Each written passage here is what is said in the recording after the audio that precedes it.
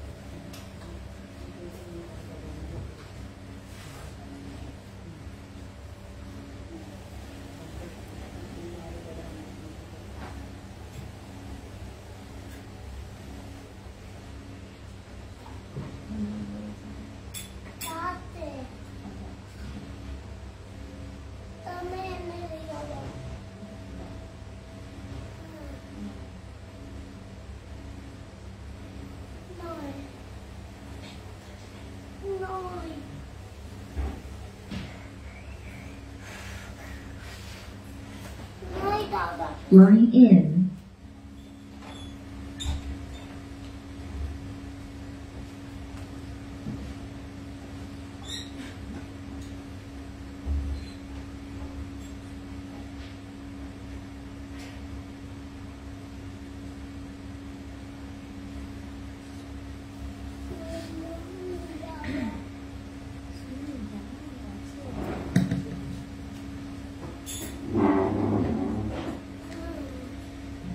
बोलिए श्री कृष्ण कन्हैया लाल की जय।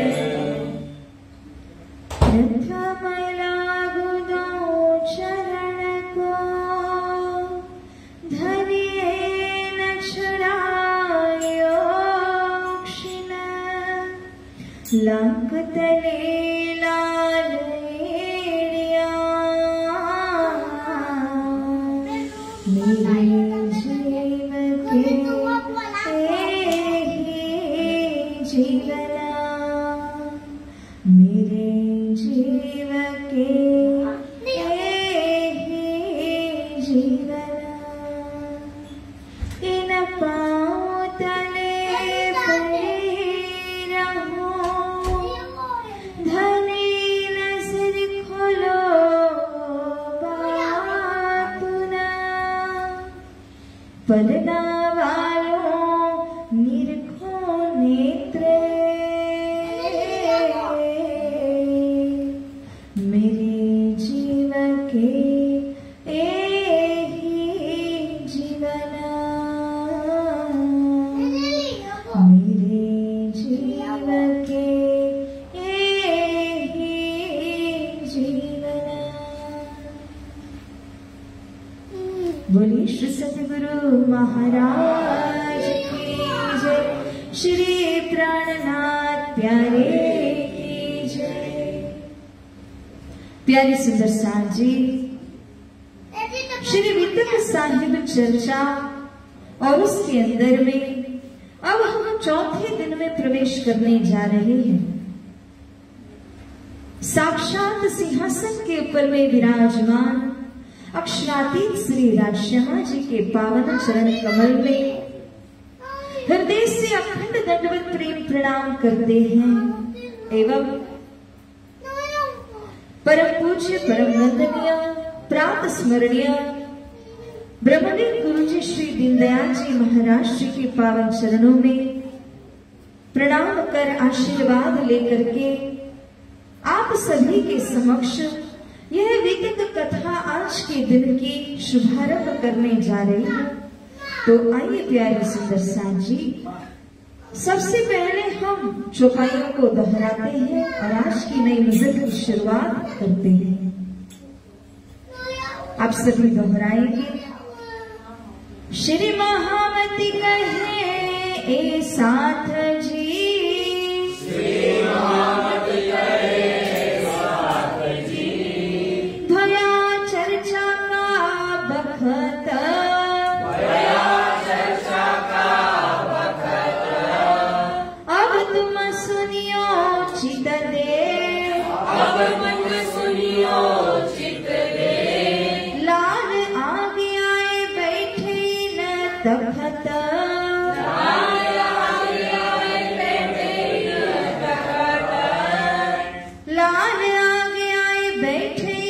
तखत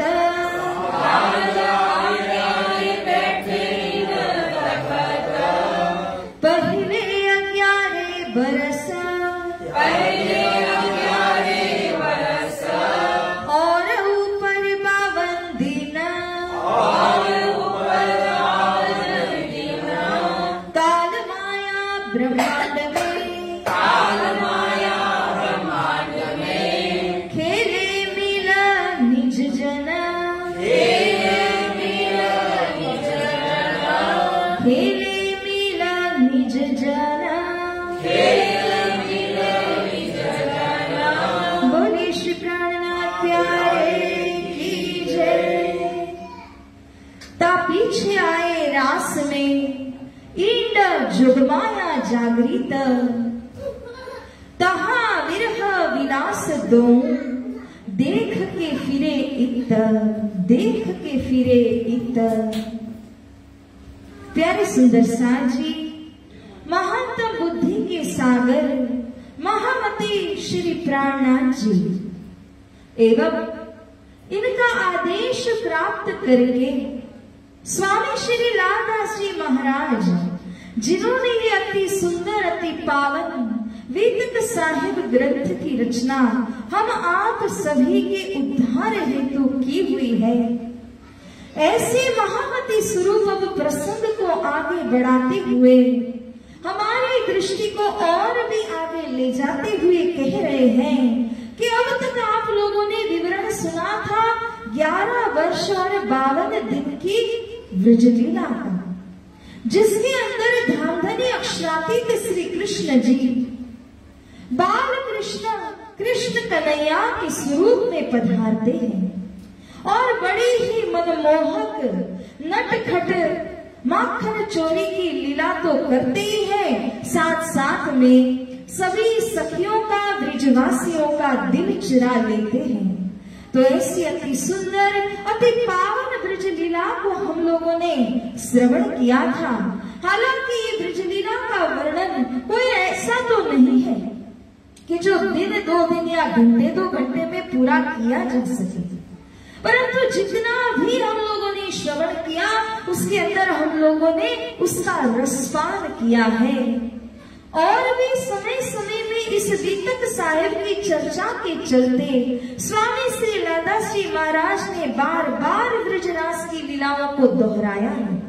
तो आगे आने वाले गजल के अंदर भी ब्रज लीला के कुछ प्रसंग, रास के कुछ प्रसंग आते ही रहेंगे। अब सुंदर साथ जी, आज जहां हम प्रवेश करने जा रहे हैं ना, वो योग माया का ब्रह्मांड है। इस योग माया के ब्रह्मांड के अंदर दूसरी लीला, जिसको रास लीला कहा, किशोर लीला कहा, ऐसे रसरास में कई महान तपस्वी ऋषि महर्षि जनों ने कितनी ही तपश्चर्या क्यों न की हो, परंतु उस रसरास का एक बूंद मात्र रस तक वो चख नहीं पाए हैं।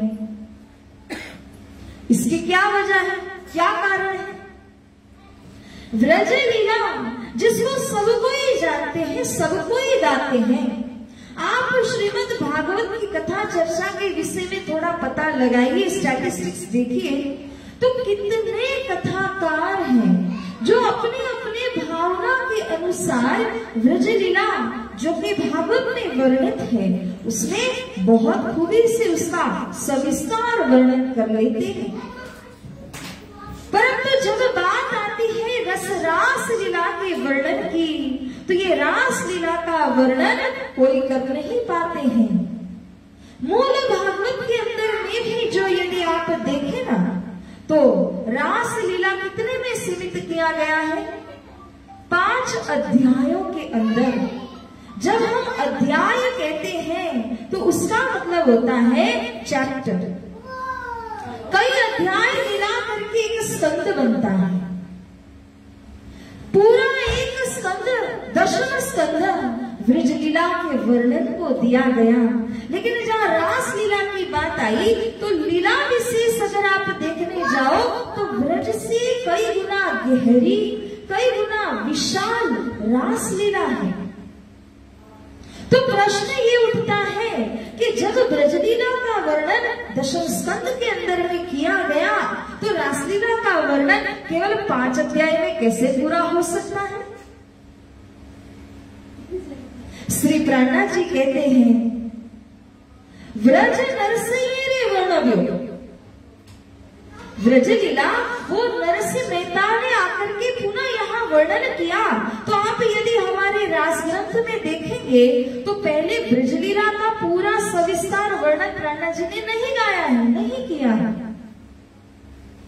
संक्षिप्त में प्रेम सेवा वाले प्रकट विधि वाले प्रकरण के अंदर में धनी श्री प्राणनाथ जी ने उसको बहुत संक्षिप्त में उस प्रकरण के अंदर में बताया कि गोपियों का क्या भाव था, कैसा प्रेम ब्रजलीला के अंदर में था। लेकिन जहाँ रासलीला की बात आई तो धनी श्री प्राणनाथ जी कहते हैं, मारे मन उत्कंठा एह, मेरे मन ने उत्कट चाहना है कि मैं इस रसरास का वर्णन करूं। प्यारे सुंदर साथ जी, इस बात के ऊपर थोड़ा विचार विमर्श कीजिए। व्रजलीला अति मोटी छे, जो जो नरसिंहा वचन प्रमाण, इतनी विशाल व्रजलीला है, उसे नरसिंहा की वाणी से श्री प्राणनाथ जी ने आपको समझा दिया कि अगर आपको व्रजलीला की गहराइयों तक जाकर उसको समझना है तो नरसिंहा के प्रामाणिक वचनों को, यथार्थ वचनों को आप श्रवण कीजिए तो आपको संपूर्ण ब्रजलीला का सार मिल जाता है। परंतु श्री प्राणनाथ जी स्वयं फरमाते हैं कि रासलीला का वर्णन हो नहीं सका, 5 अध्याय में उसको रोका गया था। तो इसीलिए कि ये रासलीला का वर्णन संपूर्ण प्रकार से नहीं हुआ, तो क्यों नहीं हुआ? सुंदर साथ जी, हमारे अंदर कोई विचार है क्यों नहीं हुआ?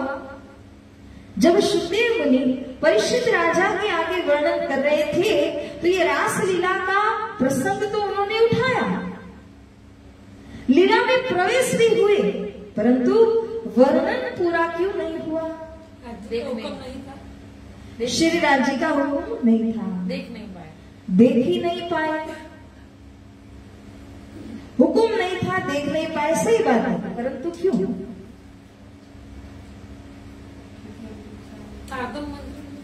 किनकी इच्छा नहीं थी? श्री राज जी की इच्छा नहीं थी। ओके, हाँ जी, तारतम मंत्र नहीं मिला था। और थोड़ा और गहराई में जाइए, ये तो हम जो बोल रहे हैं वो बाह्य कारण है। लीला बहुत ज्यादा ऐसी थी जो बयान नहीं कर सकते, पर क्यों नहीं कर सकते थे? वही तो प्रश्न है।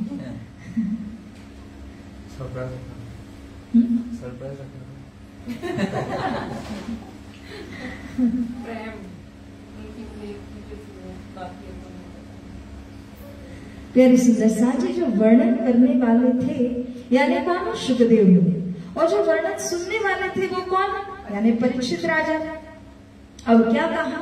ये सुखदेव मुनि पंचवासनाओं में है, यानी कि मैं शॉर्ट में इस वक्त बताती हूँ कि वो पंचवासना में है। कहने का तात्पर्य कि वो अक्षरधाम संबंधी है, क्योंकि अक्षर ब्रह्म की पंचवासनाएं हैं। और दूसरे परीक्षित राजा, वो परीक्षित राजा को वैकुंठ का राय कहा गया। राय मतलब राजा। तो वैकुंठ संबंधी परीक्षित राजा का अंकुर है और अक्षर ब्रह्म संबंधी सुखदेव मुनि जी का अंकुर है। अब ये दोनों मिलकर के रास का वर्णन कैसे कर सकते हैं? क्योंकि व्रज लीला तो ऐसी लीला है जो जग जाहिर है, बाल लीला है, परंतु रास लीला ऐसी लीला है जो किशोर अवस्था वाले स्वरूप की अंतरंग लीला है। वो अंतरंग लीला जो अधिकार के बिना कोई सुन नहीं सकता, बिना अधिकार के कोई कह नहीं सकता। अधिकार किनका होगा? जो उस लीला को खेलने वाले स्वरूप हैं, उनका अधिकार है। उस लीला के अंदर में अक्षरातीत श्री कृष्ण, श्री राज्य महाराज और उनकी अर्धांग स्वरूपा श्री श्यामा जी महारानी जी और उनके संबंधी 12,000 सखियां। तो इनके बीच की वो लीला, और उस लीला को अगर कोई और देख करके, जैसे कोई कमेंट्री दे रहा हो या फिर उसका देख करके वर्णन कर रहा हो, तो वो संभव नहीं है। ये कोई जाहिरी लीला नहीं है, वो अंतरंग लीला है। तो ऐसी अंतरंग लीला का वर्णन उनके द्वारा हो नहीं सका। हालांकि योग बल के माध्यम से, अपनी योग तपस्याओं की शक्ति के द्वारा सुखदेव मुनि जी आगे बढ़े, व्रज से रास में प्रवेश भी हुए। रास लीला के अंदर जब प्रवेश हुए तो पहले ही उन्होंने परीक्षित राजा को वार्न कर दिया था, चौकन्ना कर दिया था कि हे राजा, ब्रजलीला का वर्णन करते समय तो आपने बहुत सारे प्रश्न बीच बीच में पूछ लिए, मैंने जवाब देते भी गया हूँ, फिर गजल आगे बढ़ती गई। मगर रासलीला में ऐसा नहीं हो सकता, क्योंकि रासलीला वर्णन करने वाला मैं नहीं हूँ। रासलीला का वर्णन वो ही कर सकते हैं, कौन? योगेश्वर श्री कृष्ण, जिन्होंने यह लीला खेली हुई थी। वो कोई और उसका वर्णन नहीं कर पाएंगे। व्रजलीला तो बाल लीला, जाहिरी लीला होने पर मैंने वर्णन किया, परंतु रासलीला को वहां के अधिकारी पात्र ही वर्णन कर पाएंगे। इसीलिए तुम कोई भी प्रश्न मत पूछना। अगर तुम प्रश्न पूछोगे तो मैं जवाब देने जाऊंगा, मेरे अंदर की जो योगबल शक्ति है वो चली जाएगी, और उसके बाद न मैं बोलने लायक रहूंगा और न तो सुनने लायक रहेगा। ये बात उन्होंने स्पष्टतया कही हुई थी। मगर अब देखिए, अंकुर रस आव तो ढोड़ाणो, प्राणा जी कहते हैं वो रास रस आ ही रहा था, कनेक्शन जुड़ गया, और जैसे ही कनेक्शन जुड़ गया, प्रश्न पूछने से वो कनेक्शन फिर से टूट गया। एक थोड़ा सा बोलते हैं ना कि चख लिया सुखदेव मुनि जी ने, लेकिन वर्णन नहीं कर पाए। रास रस को पूरी तरह से वो अपने अंदर उतार नहीं पाए। साथ जी, अब हम कितने अहोभाग्यशाली हैं, इसका विचार आप कीजिए। हम जिस वितक साहिब की चर्चा को श्रवण करने जा रहे हैं, जिस वाणी के द्वारा वितक को समझते आ रहे हैं, इस वितक में, इस वाणी के अंदर बार बार हमारे लिए इस रासलीला का वर्णन हुआ है। एक बार, दो बार नहीं, आप देखिए प्रसंगों के अंदर बार बार इन दोनों लीलाओं के ऊपर अच्छी तरह एम्फेसिस देकर के भारपूर्वक इसको समझाया गया है। क्यों समझाया गया? क्योंकि जो परमधाम से आई हुई ब्रह्मा आत्माएं हैं, वो पहले उतरी ब्रज में, ब्रज से रास लीला में खेली, और अगर उनके लिए ब्रजरास को पुनः न बताया जाए तो उनको अपना मूल कभी याद आएगा ही नहीं। इसीलिए उनको जाति स्मरण कराने के लिए कि तुम कौन हो, कहां से आए हो, ये बात उनको समझाने के वास्ते ही ब्रजरास का वर्णन बार बार होता है। आगे जब हम जाएंगे, जयराम कंसरा जो कासार थे, सतगुरु धनी देवचंद्र जी ने उनको जगाया, परम धाम में जाने के लिए मंत्र दिया, आज्ञा दी, सब कुछ दिया, पर माया थी बलवंती और वो भूल गए। जब वो भूल गए, प्राणा जी ने फिर से जाकर के उनको जब जगाया, तो जाति स्मरण कराने के लिए यही ब्रजरास लीला उनको सुनाते हैं। तुम कौन थे ब्रजरास के अंदर, इसे तुम याद करो, हे जयराम कंसरा। लेकिन कंसरा वो अकेला नहीं है, वही कंसरा सबके अंदर है।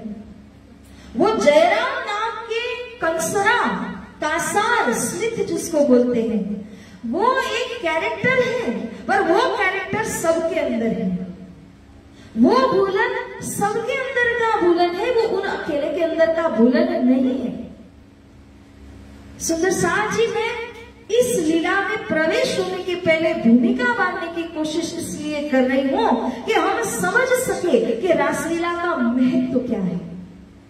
कितने बड़े बड़े ऋषि महर्षि जो कि अपना जीवन समर्पित करते हैं, त्याग तपस्या करते हैं, वो केवल एक सुख चाहते हैं कि हम श्री कृष्ण जी की संपूर्ण लीला, क्योंकि ये ब्रह्म लीला है, तो इस ब्रह्म लीला, इस कृष्ण लीला को आद्योपांत हम जान सके, इसका दर्शन हमको हो पाए। एक झलक में मिल जाए तो अपनी तपस्या को हम मानेंगे कि ये फलीभूत हो गई, हमारा जीवन धन्य धन्य हो गया। तो ऐसे कितने बड़े बड़े, अब हम लोगों ने क्या किया है सुंदर साथ जी, हम तो अपनी दिनचर्या करते रहते हैं।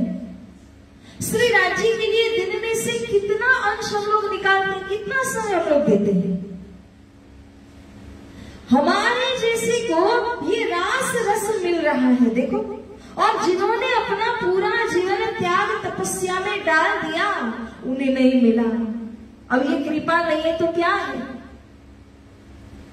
ये प्योरली ग्रेस है, कृपा है। गुरुजनों के द्वारा एक दृष्टांत सुनने मिला, बहुत अच्छा दृष्टांत है कृपा के विषय में। जैसे जो तंत्र विद्या को जानते हैं ना, उनको पत्थर के अंदर, बहुत बड़ा पत्थर होता है, उसके अंदर जो जल होता है, वो जल की आवश्यकता अपनी साधना में पड़ती है। तो एक बार जो ऐसे तंत्र विद्या की साधना करने वाला व्यक्ति समुद्र किनारे उस पत्थर के पास में जाता है, उसको ठोकता है, तो उसे पता लगता है इसमें पानी तो है और ये मेरे काम में आएगा। अब हथौड़ी है और उसके द्वारा मारने के लिए जो जो साधन उसको चाहिए थे वो सब लेकर के आया और मार रहा है, लेकिन उस पत्थर में से जल नहीं निकलता। कितनी बार उसने मारा, अब उसकी गिनती करें तो 99 टाइम्स उसने पत्थर के ऊपर मारा, थक गया कि पानी तो है परंतु मेरे नसीब में नहीं है, छोड़ दिया। हथौड़ी भी फेंक दी उधर की उधर, सारा सामान उधर फेंक के चला गया। अब आया दूसरा व्यक्ति, उसने देखा पत्थर है, पानी है, सामान तैयार है, वो फेंक के गया है, तो सारा सामान तैयार उसको मिला। उसने सीधा वो हथौड़ी ली और हथौड़ी से उसी जगह पे पुनः मारा जहाँ पे 99 बार पहले वो मार चुका था, और एक ही बार में उसे जल मिल गया। ये क्या है? ये परमात्मा की कृपा है। कृपा का एक नजारा है कि कई लोग पूरा जीवन उसमें डाल देते हैं परंतु कृपा नहीं होती, तो अंदर की वस्तु उसे नहीं मिलती, और कई 1-2 बार में उसको प्राप्त कर लेते हैं, तो ऐसी कृपा उनके ऊपर में हो जाती है। तो अगर हम समर्पित भाव से उस परब्रह्म परमात्मा के श्री चरणों में प्रार्थना करते हैं, तो हमारी जो सिंसियर प्रेयर्स हैं वो अवश्य कबूल होती है, इसमें कोई दो राय नहीं है। लेकिन वो सच्चे मन से, सिंसियरिटी के साथ में अगर की गई हो तो वो अवश्य कबूल हो जाती है। ऐसे ही सुंदर साथ जी, हमें ये धन क्यों मिल रहा है? ये कृपा है। कृपा के बिना इसके लिए कोई शब्द काम में आता नहीं है। तो कई ऐसे ऋषि महर्षि त्यागी महात्मा जन हुए जिन्होंने कृष्ण भक्ति में कई जन्म गुजारे पर एक बार दर्शन नहीं मिला। और यहाँ सुंदर साथ के अहोभाग्य को देखिए कि न कोई त्याग, न कोई तपस्या, न ऐसी कोई हमारी उत्तम रहनी ही है कि हम इन दर्शनों की प्राप्ति कर पाए, परंतु श्री राज्य मेहरबान, श्री राज्य महाराज की कृपा से हमें ये धन प्राप्त होने जा रहा है। तो स्वामी श्री लालादास जी महाराज कह रहे हैं, ताप पीछे आए रास में। जब आप ब्रजलीला में खेले उसके बाद रास में प्रवेश हुए। अब अगर ये एक चरण को अगर हम समझ में जाए ना, तो उसमें कितनी गहराई आती है। श्री लाला जी महाराज जी ने यहाँ कह दिया, ता पीछे आए रास। अब ये जो रास लीला के अंदर में प्रवेश कैसे हुए? सुंदर सा जी 11 वर्षों तक वो लीला ब्रज के अंदर चलती रही। बड़ा आनंद लिया सखियों ने, कृष्ण जी ने उनको बहुत आनंद दिया और ये आनंद आत्मानंद है। ऐसे आनंद को लेते लेते 11 साल व्यतीत हुए और अब श्री कृष्ण कन्हैया का जन्मदिन आया। श्री कृष्ण जी ने सारी गोपियों से कह दिया, हे गोपियों, मेरा 11वां जन्मदिन आ रहा है, हम सभी को एक साथ में वृंदावन में एकत्रित होना है। क्योंकि अब वो जो बर्थडे का सेलिब्रेशन होना था वृंदावन में सब एक साथ करेंगे, ये भाव था। तो वहां पर सखियों ने जो अग्रगण्य थी वो तो लड़ पड़ी, हे कान्हा, तुम्हें अक्ल तो है कि तुम क्या कह रहे हो हमसे? हम जब एक सखी आती है ना तो दूसरी सखी को बोल करके आती है, वो हमारे घर को संभालती है, तब मैं निकल आती हूँ। वो आ जाए तब मैं इसके घर को संभालती हूँ, हो जाती है। तो इस प्रकार से बारी बारी से एक दूसरे के घर को हम संभालती हैं और तब तो आपसे आती है मिलने के लिए। लेकिन आप कह रहे हो कि एक साथ में तुम सभी की सभी 12,000 सखियां आ जाना, तो वो तो हमारे लिए कतई संभव नहीं होगा। तब तो कृष्ण जी क्या कहते हैं, देखो गोपियों, आना है तो एक साथ सभी को आना है, और अगर नहीं आना है तो एक भी मत आना। यहां से वाचा बंद हो गई। अब न गोपियां कृष्ण कन्हैया से बात करे, नहीं कृष्ण कन्हैया गोपियों से बात करे। दोनों के रास्ते अलग अलग हो गए, तड़पन बढ़ने लगे। अब इतना प्रेम हो और बात न हो तो कैसा लगेगा, कैसी तड़पन होगी। तो क्षण क्षण गुजारना युगों युगों के समान लंबा होने लगा। ऐसी स्थिति में कृष्ण भी पड़े हैं, गोपियां भी पड़ी है, मगर न तो ये बोलते हैं न तो गोसाई बोलते हैं। दोनों को लगता है उनको पहले बात करनी चाहिए, गलती तो उनकी है ना।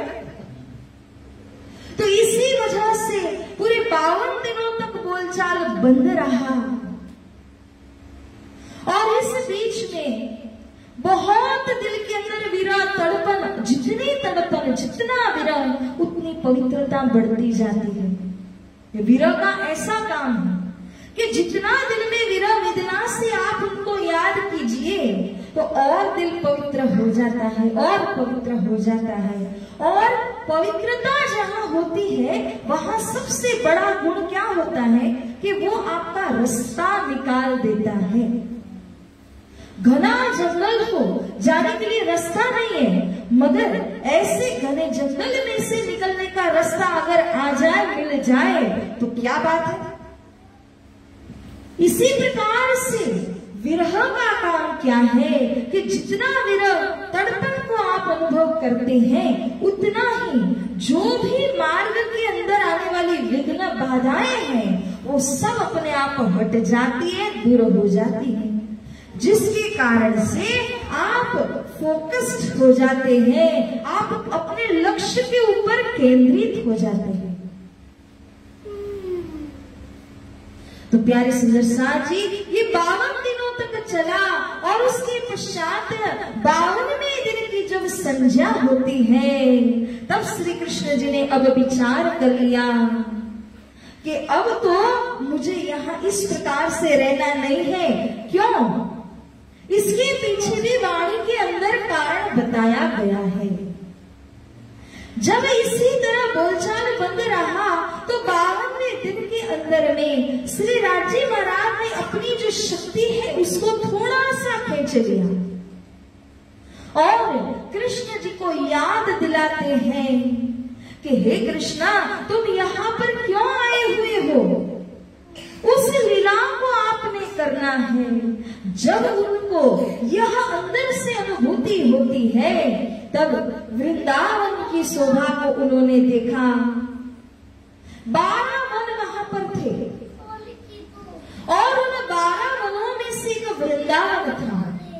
तो इस वृंदावन की जो अति सुंदर शोभा को जब उन्होंने देखा, रंग बिरंगे फूल खिले हुए हैं, बेलियां सजी हुई है, अति सुंदर वन में श्रृंगार किया हुआ है, और तो और इन सारी शोभाओं में 4 चांद लगाने के लिए शरद पूर्णिमा का अति सुंदर चंद्रमा अपनी 16 कलाओं से सुसज्जित होकर के आकाश में दिख रहा था। जब ये सारी शोभाओं को उन्होंने देखा, तब श्री कृष्ण के मन में आ जाता है कि अरे, ऐसी शरद दिशा और ऐसी पूनम की रात्रि, ऐसा सुंदर वृंदावन मैं अकेले क्या करूंगा। जो प्राण प्रियतमा है, जिनसे आत्मा का इतना गहरा संबंध है, उन गोपियों को याद करते हैं। और उस समय बलराम जी भी साथ थे। बहुत सारी गायों को लेकर के वन में चराने के लिए जाया करते थे। संध्या का गोधूली का समय पास आ रहा था, और उस समय सारी गायों को लेकर के कृष्ण बलराम वन से लौट ही रहे थे। आगे वहां पर बलराम जी पहले ही थे और श्री कृष्ण जी भी थे। श्री कृष्ण बलराम जी से कहते हैं कि आप अब इन गायों को आगे लेकर के जाइए और मैं पीछे से लेते हुए आ रहा हूँ। ऐसा कह करके बलराम जी को आगे लगाया, सारी गायों का झुंड आगे चला गया और श्री कृष्ण पीछे रहे। पीछे रह करके जहां पर वो खड़े हुए, वहां से उन्होंने बंसी नाद किया। जब ये बंसीनाद करते हैं तो बंसीनाद के अंदर प्रत्येक जो गोपियां थी, उन्होंने अपने अपने नाम को सुना। जैसे सुंदरबाई सखी, जैसे इंद्रावती सखी, जैसे आसबाई सखी, तो सभी ने अपने अपने नाम को सुना। तब सखियां अपने अपने घरों में काम कर रही थी, और कोई भी सखी खाली तो बैठी ही नहीं रह सकती है। ब्रजमंडल के अंदर इतना काम पहुंचता है। ये सखियों को ऐसा लगा, अरे मुझे ही कृष्ण ने बुलाया है, मुझे ही याद किया है। तो जो भी काम सुन उनके हाथों में था, उसको वहीं का वहीं पर छोड़ करके अब दौड़ करके जाने को तैयार हो जाती है। अब इस समय गोधूली का समय, संध्या में सवेरे वेण वायु का वृंदावन मोजार, श्री कृष्ण जी के वेण वंशीनाद को जब सुना, और जो तामसी सखिया उस समय ब्रजमंडल के अंदर में थी, वो तो है ही तामसी उग्र स्वभाव की है, तीव्र है, स्पॉट ऑन जो बोलते हैं ना हम आज की भाषा के अंदर, ऐसी ये तामसी सखिया, कोई सखी ने होती गाय दोहती, कोई उभी धोगरा मेरे बाल, और कोई जो है अपने पति को नहला रही है, कोई अपने ससुर जी को भोजन परोस रही है। एणे सभी सहु उभू मुक्यू, सब कुछ खड़े खड़े परित्याग कर दिया। ये शब्द है ना परित्याग, बहुत भारी शब्द है। हम बोलते हैं कि मैंने ये त्याग दिया, फिर कुछ दिनों के बाद याद आ जाती है तो फिर से अपना लेते हैं। वो एक टेम्परेरी त्याग, एक अल्प समय के लिए थोड़ा सा कुछ त्याग दिया और हम उसको त्याग का नाम दे देते हैं। सुंदर साथ जी, ये जो गोपियों ने किया है वो क्या है? इन गोपियों ने जो किया वो केवल त्याग नहीं है, वो परित्याग है। जब परित्याग कहा जाता है, इसका मतलब हर हमेश के लिए एक बार त्याग दिया तो त्याग दिया, परंतु उसके बाद फिर से पीछे मुड़ करके नहीं देखा कि क्या चला गया, क्या मुझे बेनिफिट हुआ कि मुझको लॉस हुआ, कि मेरे से क्या छूट गया। इसको कहते हैं रिनंसिएशन, पूरी तरह त्याग कर देना। इस तरह से इन तामसी सखियों ने तो कुछ देखा ही नहीं, तभी कहा जाता है कि कानों ने जब अपने नाम का स्वर पड़ा तो वो स्वर जमीन पर ना पहुंचे उसके पहले उसने छोड़ दिया। अब स्पॉट ऑन में भी इसको क्या कहा जाए, कितनी एक्यूरेसी कही जाए। तो जो भी काम कर रही थी उसको छोड़ करके वहां से वो गौर करके निकल गई। सुंदर सा जी, ये सोचने की बात है कि उसने अभी डिसीजन लिया था छोड़ने का। उसका ये परित्याग का जो निर्णय था, वो परित्याग का निर्णय इस समय बंसीनाथ जाने के बाद नहीं लिया है। वो अपने मन से, वो अपने आत्मा से पहले से ही संसार से उठ चुकी थी।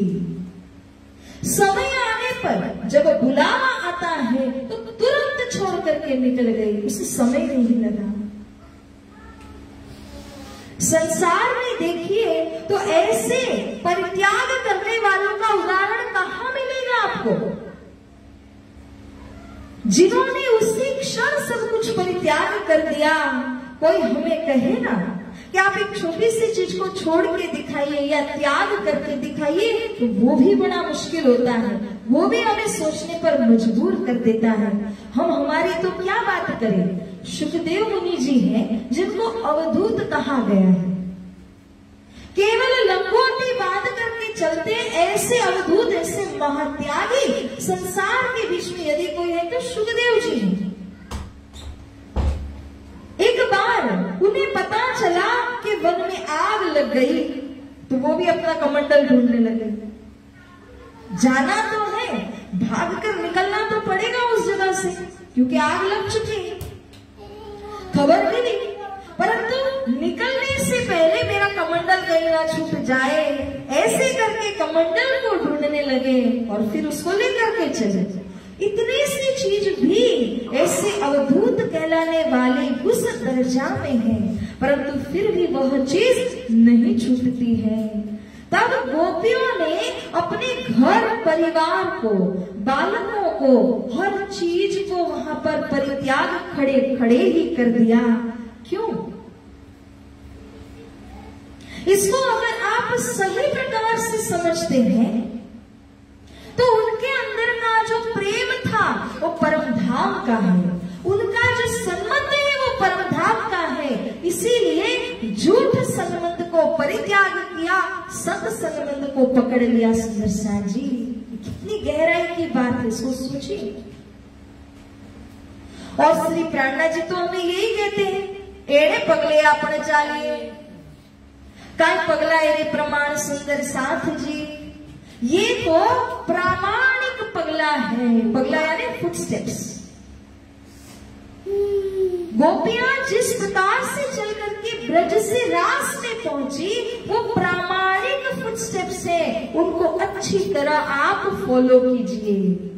जैसे आप ब्रज से रास में दौड़ करके गए, सब परित्याग किया, इसी प्रकार से संसार से परम धाम को जाना है।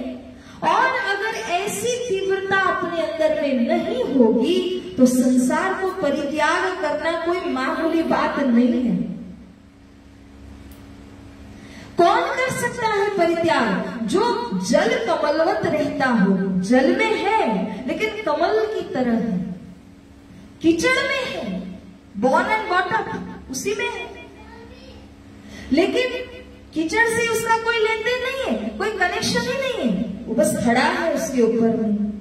ऐसे ही ये गोपियां अपने पूरी दुनिया के अंदर क्या लगता है, रक्तवत है, यानी पूरी तरह से माया में गरक के डूबी हुई है। जहां देखो काम करे, जहां देखो अपने संतानों का भरण पोषण करे। इतने बड़े बड़े परिवार, सबका भरण पोषण वो अकेली गोपी तो कर रही थी, तो देखने में क्या लगती थी, रक्तवत लग रही थी, अटैच्ड लग रही थी, परंतु वास्तव में क्या थी, विरक्त थी, अनअटैच्ड, जिसने सब कुछ परित्याग पहले ही कर दिया था। इसीलिए ऋषि महर्षियों से भी आगे इनको कहा जाता है, इन गोपियों को गिना जाता है जिन्होंने गोपद वत्स संसार करके बता दिया है।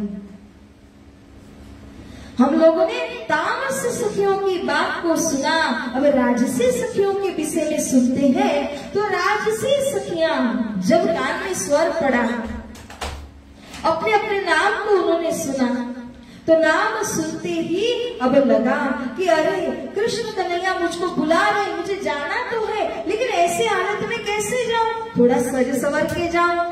तो काजल निकालती है, मगर एक आंख में लगाया और दूसरी ऐसी की ऐसी, भूल, क्योंकि उतावल, कब पहुंचू कब निकलूं, ऐसी स्थिति में थी।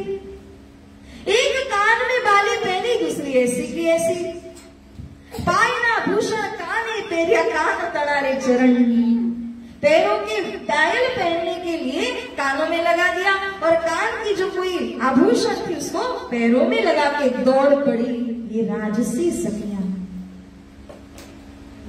और स्वातसी सखियों की यदि हम बात करते हैं तो ये सात्विकी गुण धारण करने वाली स्वातसी सखियां, जिन्होंने देखा अरे वो तामसी चली गई, अरे वो राजसी चली गई, अब मैं ही बाकी हूं, तो अब मुझे क्या करना, अब तुरंत जाने के लिए प्रयास करने लगी। और जब जाने का प्रयास किया तब उन्होंने जो घर वाले अपने पति हैं, अपने ससुर हैं, उन्होंने देखा कि वो तो गई, अब ये जाएगी ही जाएगी, तो पहले ही उन्होंने घर का दरवाजा बंद कर दिया, ये ना चली जाए।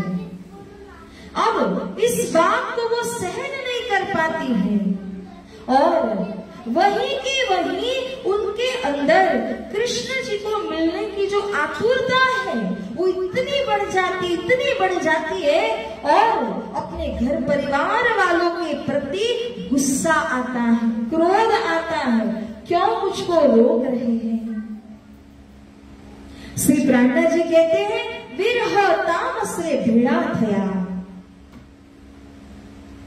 एक और श्री कृष्ण जी से मिलने के लिए विरह हो रहा है, दूसरी ओर अपने घर वाले रोक रहे, मुझे अपने कृष्ण के पास जाने नहीं दे रहे हैं, इस बात से क्रोध आता है, तामस आता है। ये दोनों एक्सट्रीम है, दो एक्सट्रीम चीजें जब मिल जाती है तो क्या होता है, जोरदार क्लैश होता है। और जब क्लैश हुआ त्यारे अमला थयारे पतन, उनका अंग शरीर पतन होके उधर के उधर गिर गया और अंदर जो आत्मा बैठी हुई थी उसका लक्ष्य तो निर्धारित ही था, उसे भला कौन रोक सकता था, रोकने वाले शरीर को रोक सकते थे, आत्मा को नहीं।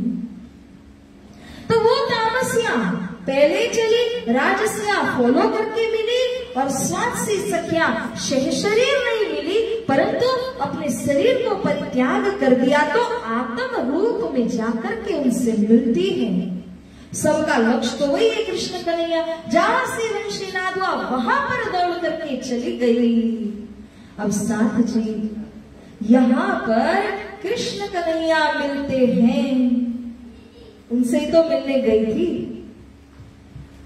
अब श्री कृष्ण जी और इन गोपियों के बीच में संवाद होने लगा।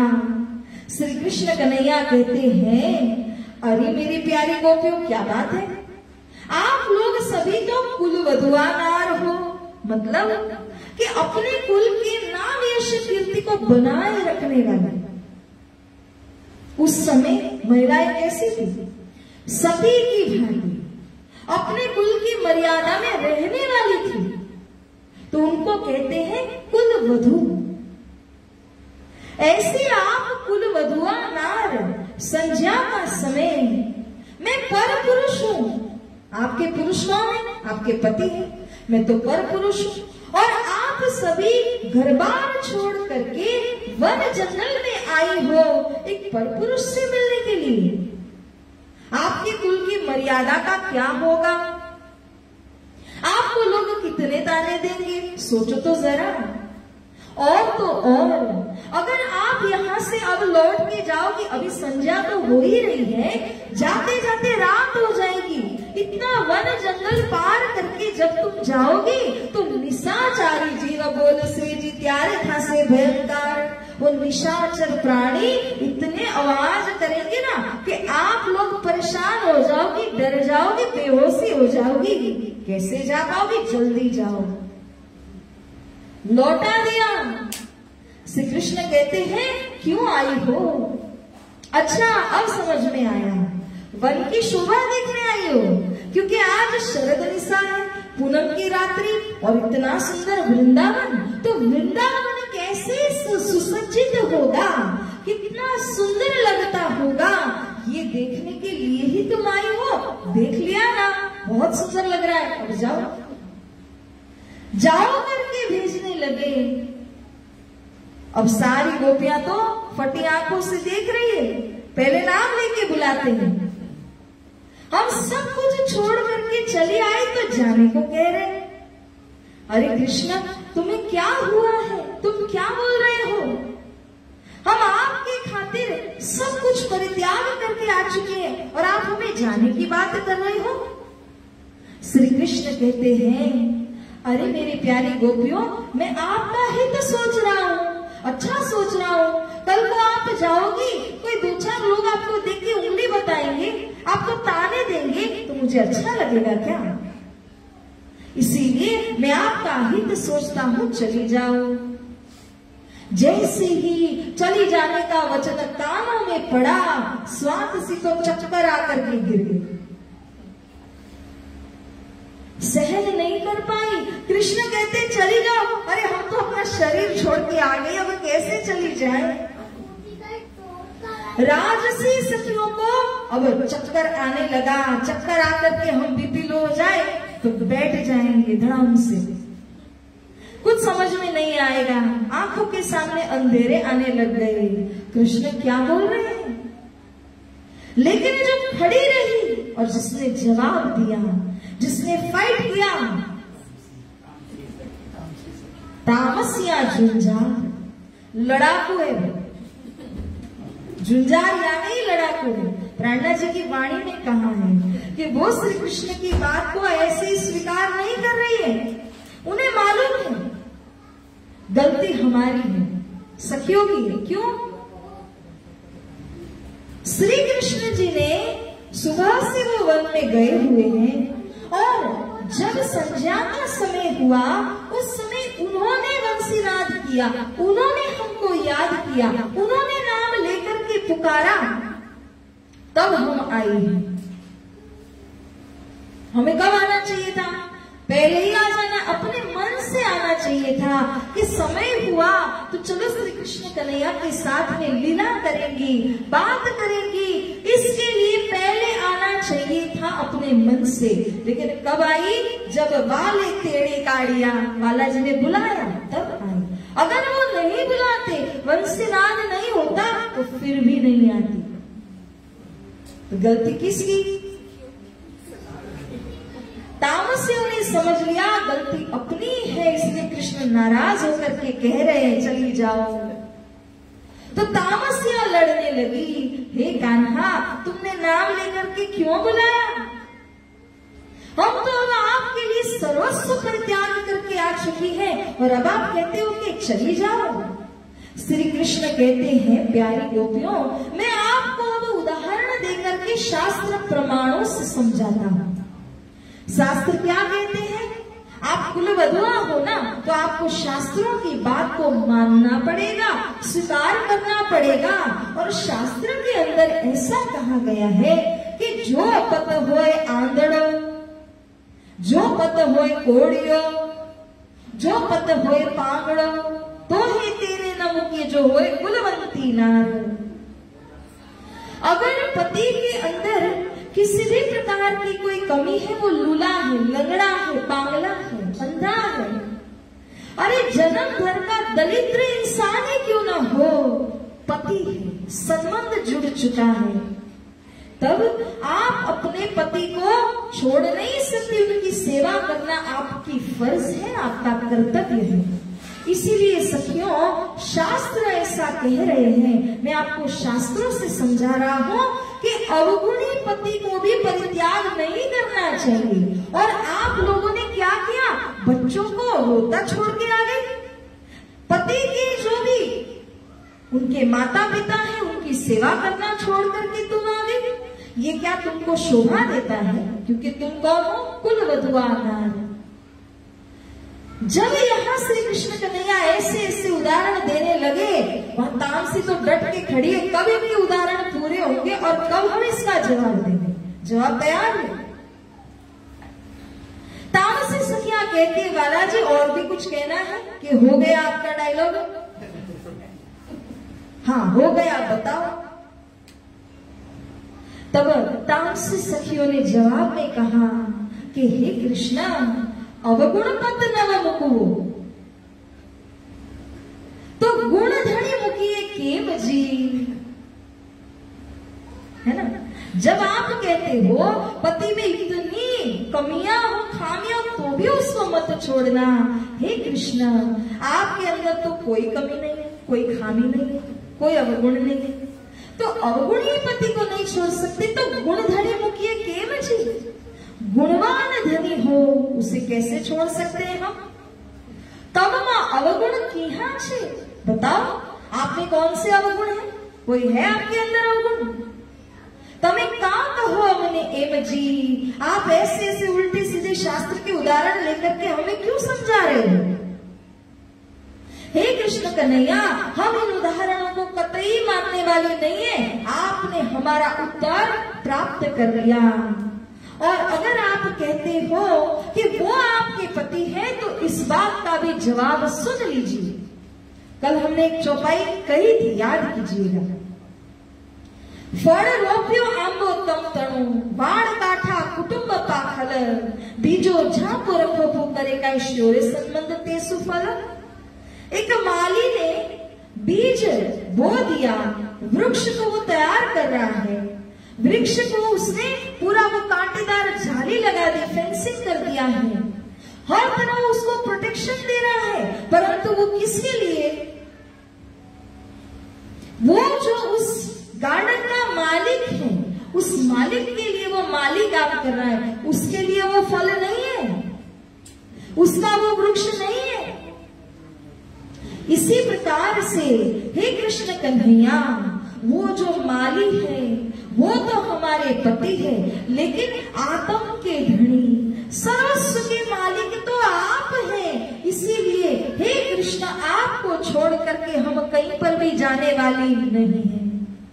दूसरा उदाहरण भी दिया गोपियों ने, वो गोपियां भी कम नहीं। वो कहती हैं, कृष्ण जी ने ही बताया, एक दृष्टांत पहले दिया था, और उस दृष्टांत में कहते हैं कि एक पति जो कि लकड़हारा है, लकड़ी काटने वाला, वो कहां लकड़ी काट करके आया, बहुत थक गया, इतनी गर्मी थी, तो लकड़ियां काट करके आया, और अब तो बिल्कुल रहा नहीं जाता, सिर चकराने लगा, तो अपनी पत्नी थी, उस पत्नी के गोद में सिर रख करके सो गया, आंख लग गई, पता नहीं चला। और वो पत्नी सत्य धर्म का पालन कर रही थी, ऐसी सती थी वो। छोटा सा बालक है उनका, और अग्निकुंड जल रहा था, वो बालक खेलते खेलते खेलते खेलते आ ही पहुंचा। पत्नी को लगा अभी वो बच्चा उसमें गिर जाएगा, लेकिन उसका सतीत्व, उस जमाने की बात कुछ इस प्रकार की थी कि अपने सतीत्व के कारण वह अपने पति को उठा नहीं सकती थी कि उसको डिस्टर्ब हो जाता, इसीलिए वो चुपचाप देखती रही, बालक उस अग्निकुंड में गिर गया। और जब पति की आंख खुलती है, अब वो त्राही तो अंदर से हो ही रही थी, क्या करूं, लेकिन जैसे ही पति उठते तुरंत दौड़ करके गई, और वहां से बच्चे को जब निकाला, तब उसकी पवित्रता को देखने की बात है कि उस बच्चे को बिल्कुल एक खरोच तक नहीं आई। अग्निकुंड में पड़ा हुआ बच्चा खेल रहा है, वो अग्नि ने उसको बिल्कुल भी तपाया नहीं, जलाया नहीं, क्योंकि वो माँ का इतना पवित्र भाव, इतनी सतीत्व की भावना जो थी, उसी ने बच्चे की रक्षा कर रखी थी। इतना पावर पहले की सतियों में था। देखिए सावित्री कैसे अपने पति को लेने गई, कैसे लेकर के आई। तो ऐसी अनुसुईया नाम की सती तीनों देवों को बालक बना करके झूले में सुला दिया। तो इन सतियों में ऐसा पावर है जिससे वो रक्षा कर सकती है, तो बच्चे की रक्षा भी उसने कर ली। श्री कृष्ण जी ने ये उदाहरण दिया कि देखो, आप अगर कुलवधू हो, आप अगर सती हो, तो वो सती में ऐसा गुण होना चाहिए। अच्छा कृष्ण, सती में ऐसा गुण होना चाहिए, तो हम आपको और एक बात बताते हैं कि एक पत्नी के पति विदेश यात्रा को चले गए और बहुत समय तक के लिए वहां पर रुक गए। तो पत्नी बेचारी व्याकुल होकर के कहती है, पतिदेव आप तो जा रहे, मैं सती हूँ, आपको देखे बिना न खाती हूँ, न पीती, न उठती, न सोती हूँ, तो मैं क्या करूँ? पति ने जाते जाते कहा, देख मैं एक मूर्ति बना कर देता हूँ, रात दिन इसकी पूजा करना, सारा तेरा जो भाव है ना वो सब इस मूर्ति के ऊपर तो निछावर कर देना, इस प्रकार से तो मूर्ति की सेवा करती जाना, सब मुझे मिलेगा। ये कहकर के वो विदेश यात्रा को चले गए और अब पत्नी तो दरवाजा बंद करके अपनी साधना अंदर ही अंदर कर रही है घर में। पति आते हैं, जब विदेश यात्रा से आए तो दरवाजा ठोक रहे हैं, वो खुलती नहीं। क्यों नहीं खोल रही? वो उस मूर्ति की सेवा में मग्न है। तो गोपियां पूछती हैं, कृष्ण अब ऐसे समय में दरवाजे पर आए हुए पति के लिए दरवाजा खोलने जाना चाहिए कि वहां मूर्ति के सामने बैठ करके आरती करनी चाहिए? तो कृष्ण कहते हैं, नहीं बिल्कुल दरवाजा जाके खोलना चाहिए, पति देव आ चुके।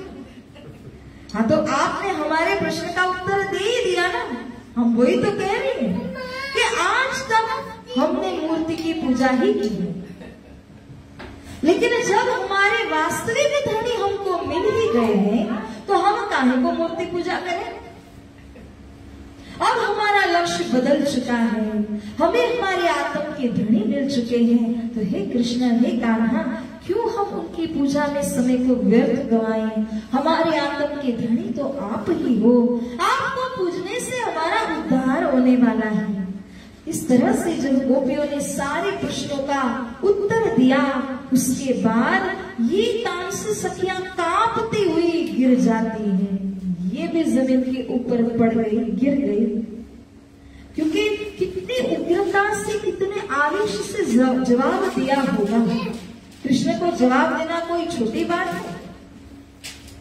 तो इस प्रकार जब उन्होंने जवाब दिया, वो भी बेहोश होकर के गिर पड़ी। अब कृष्ण ने देखा मेरी सारी सखियां तो इस प्रकार से गिर गई हैं, सबको उठाया। सखियों के लिए अलग अलग स्वरूप धारण करते, सब सखियों को उठाते हैं और सब सखियों को उनके अंदर जो विरह वेदना की तड़पन थी 52 दिनों से, वो तो थी ही थी, और जितनी वेदना 52 दिनों में अनुभव नहीं की होगी वो यहाँ खड़े खड़े अनुभव की, उथला के समय। ये जो डायलॉग हुआ ना, इसको उथला कहते हैं। तो इस समय में जो गोपियों ने अनुभव किया, उनके दिल की विरह वेदना को शांत करना पड़ेगा, निर्मूल करना पड़ेगा, और तब श्री कृष्ण अलग अलग स्वरूप धारण करके इन गोपियों को उठाते हैं, उनको ऐसा प्रेम देते हैं, इस तरह से उनसे एक हो जाते हैं, ताकि उनके दिल का जो विरह है वो विरह शांत हो जाए, उस विरह का निकंदन हो जाए, वो विरह निर्मूल हो जाए। इस तरह अपनी शक्ति, अपने प्रेम को प्रदान करके श्री कृष्ण कन्हैया ने उनको खड़ा किया। जब खड़ा करते हैं, अब प्यारी गोपियों, मैं तो आपकी परीक्षा ले रहा था, चलो अब रसरास का आनंद लेते हैं, क्योंकि आगे जो बना हुआ है वो योग माया का ब्रह्मांड है, और योग माया जो कि कृष्ण जी की शक्ति है। ये कृष्ण जी की शक्ति ऐसी है कि उनके एक हुक्म के ऊपर सारा ब्रह्मांड तैयार कर दे, उनके एक हुक्म के आश्रय में सारा ब्रह्मांड पूरा लय कर दे, ऐसी शक्ति उस योग माया के पास में है। तो जोगमाया शक्ति ने एक बड़ा ही आकर्षक, बड़ा ही सुंदर ब्रह्मांड तैयार किया, और उस ब्रह्मांड के अंदर प्रवेश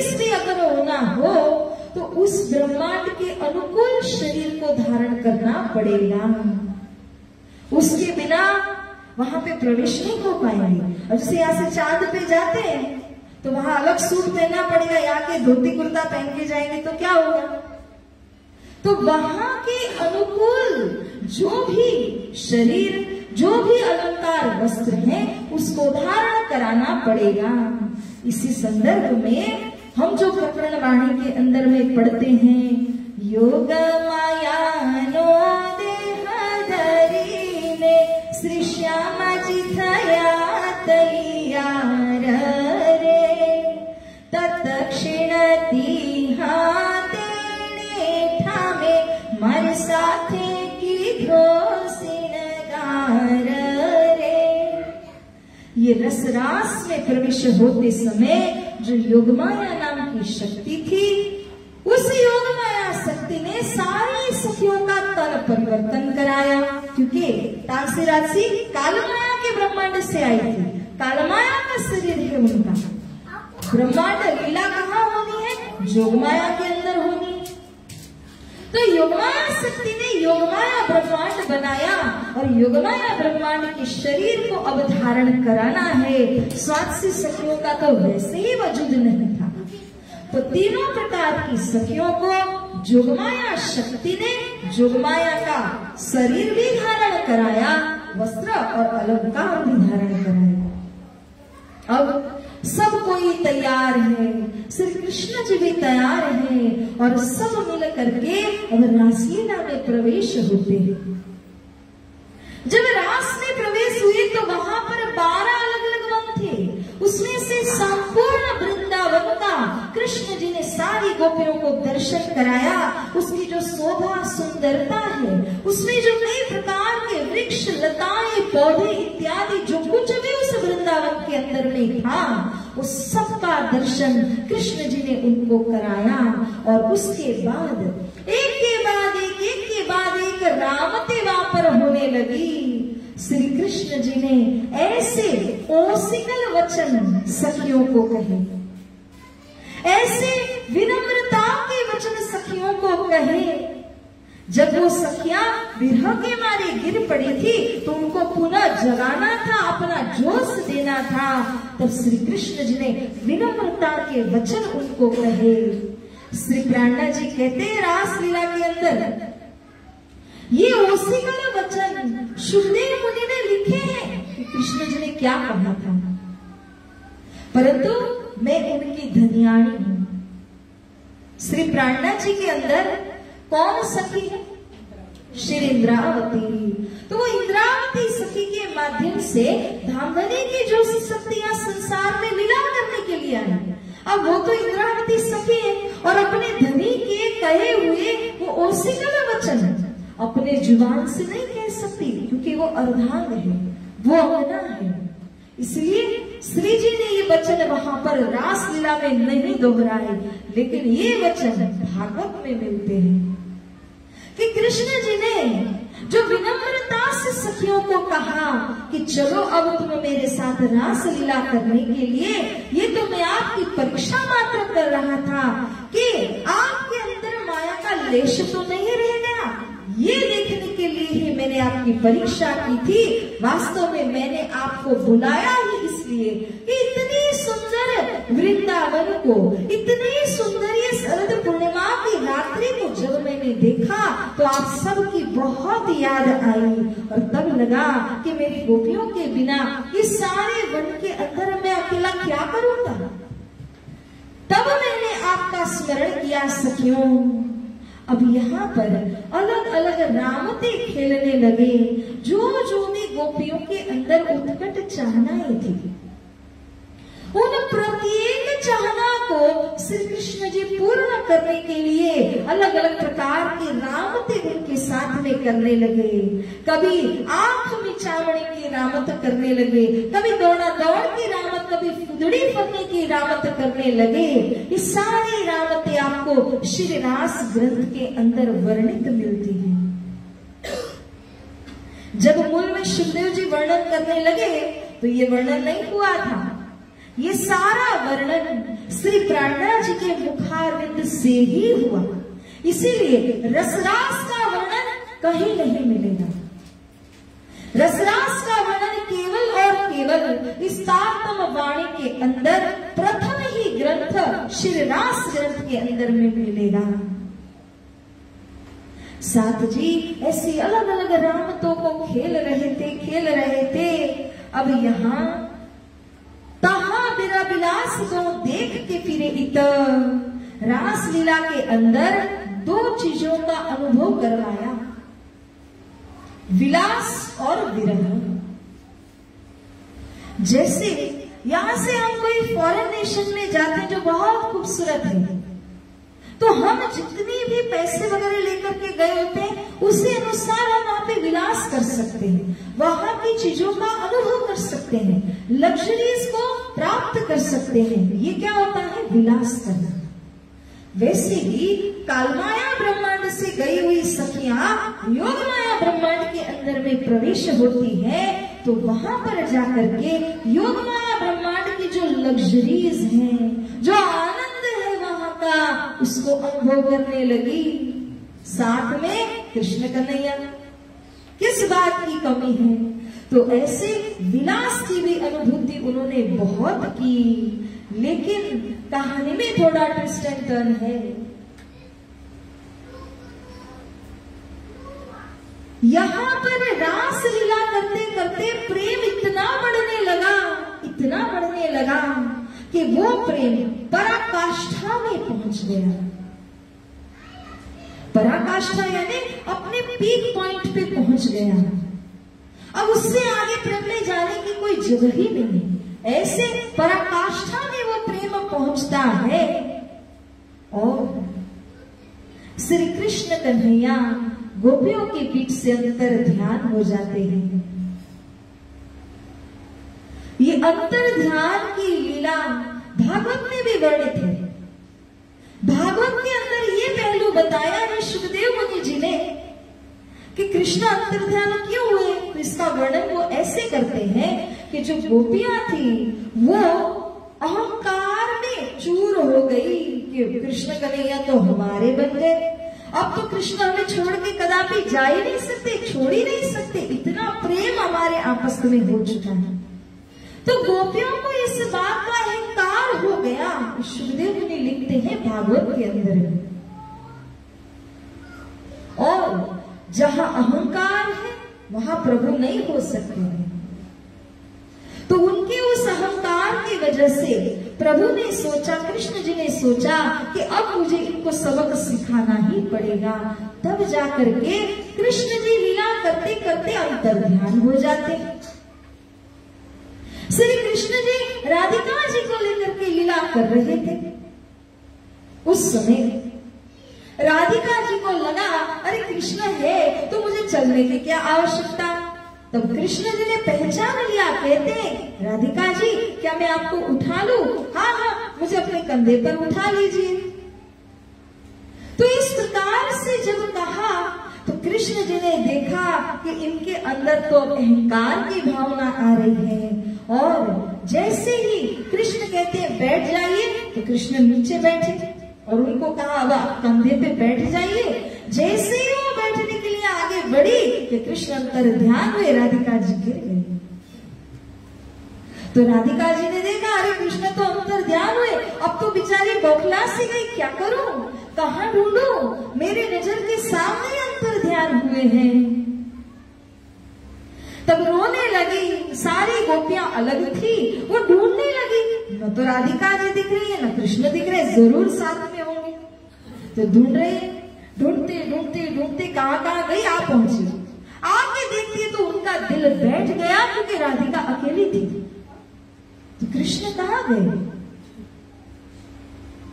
जब राधिका जी से पूछा तो रोते रोते रोते रोते बहुत देर तक तो रोई, पहले फिर बता सकी मुश्किलों से ऐसा हुआ कृष्ण अंतर ध्यान हुए।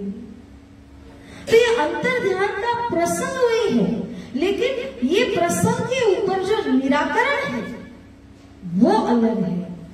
शुकदेव जी कहते हैं कि अहंकार की वजह से हुआ, तारतम वाणी ये नहीं कहती है। तारतम वाणी का अलग है।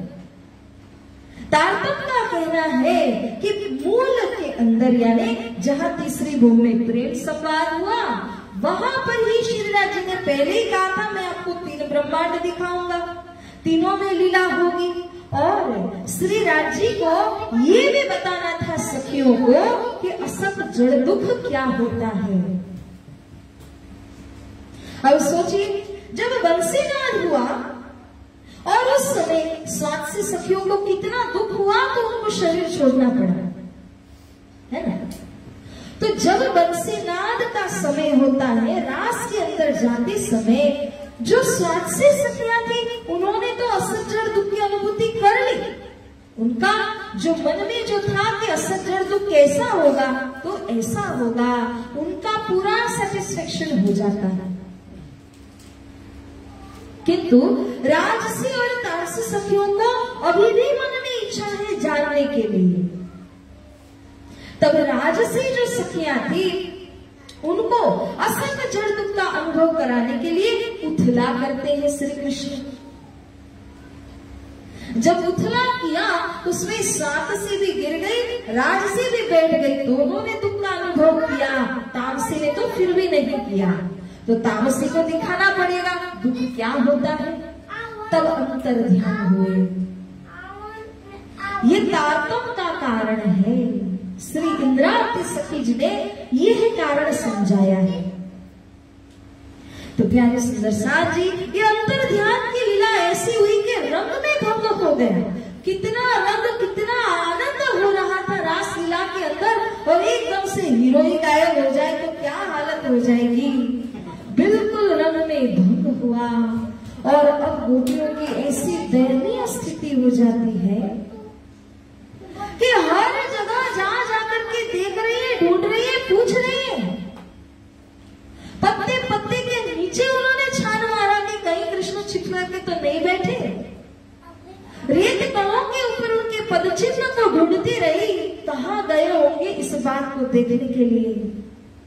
वृक्ष है, वृक्ष के ऊपर लताएं हैं, वृक्ष से पूछती है, लताओं से पूछती है कहीं मेरे कृष्ण को देखा।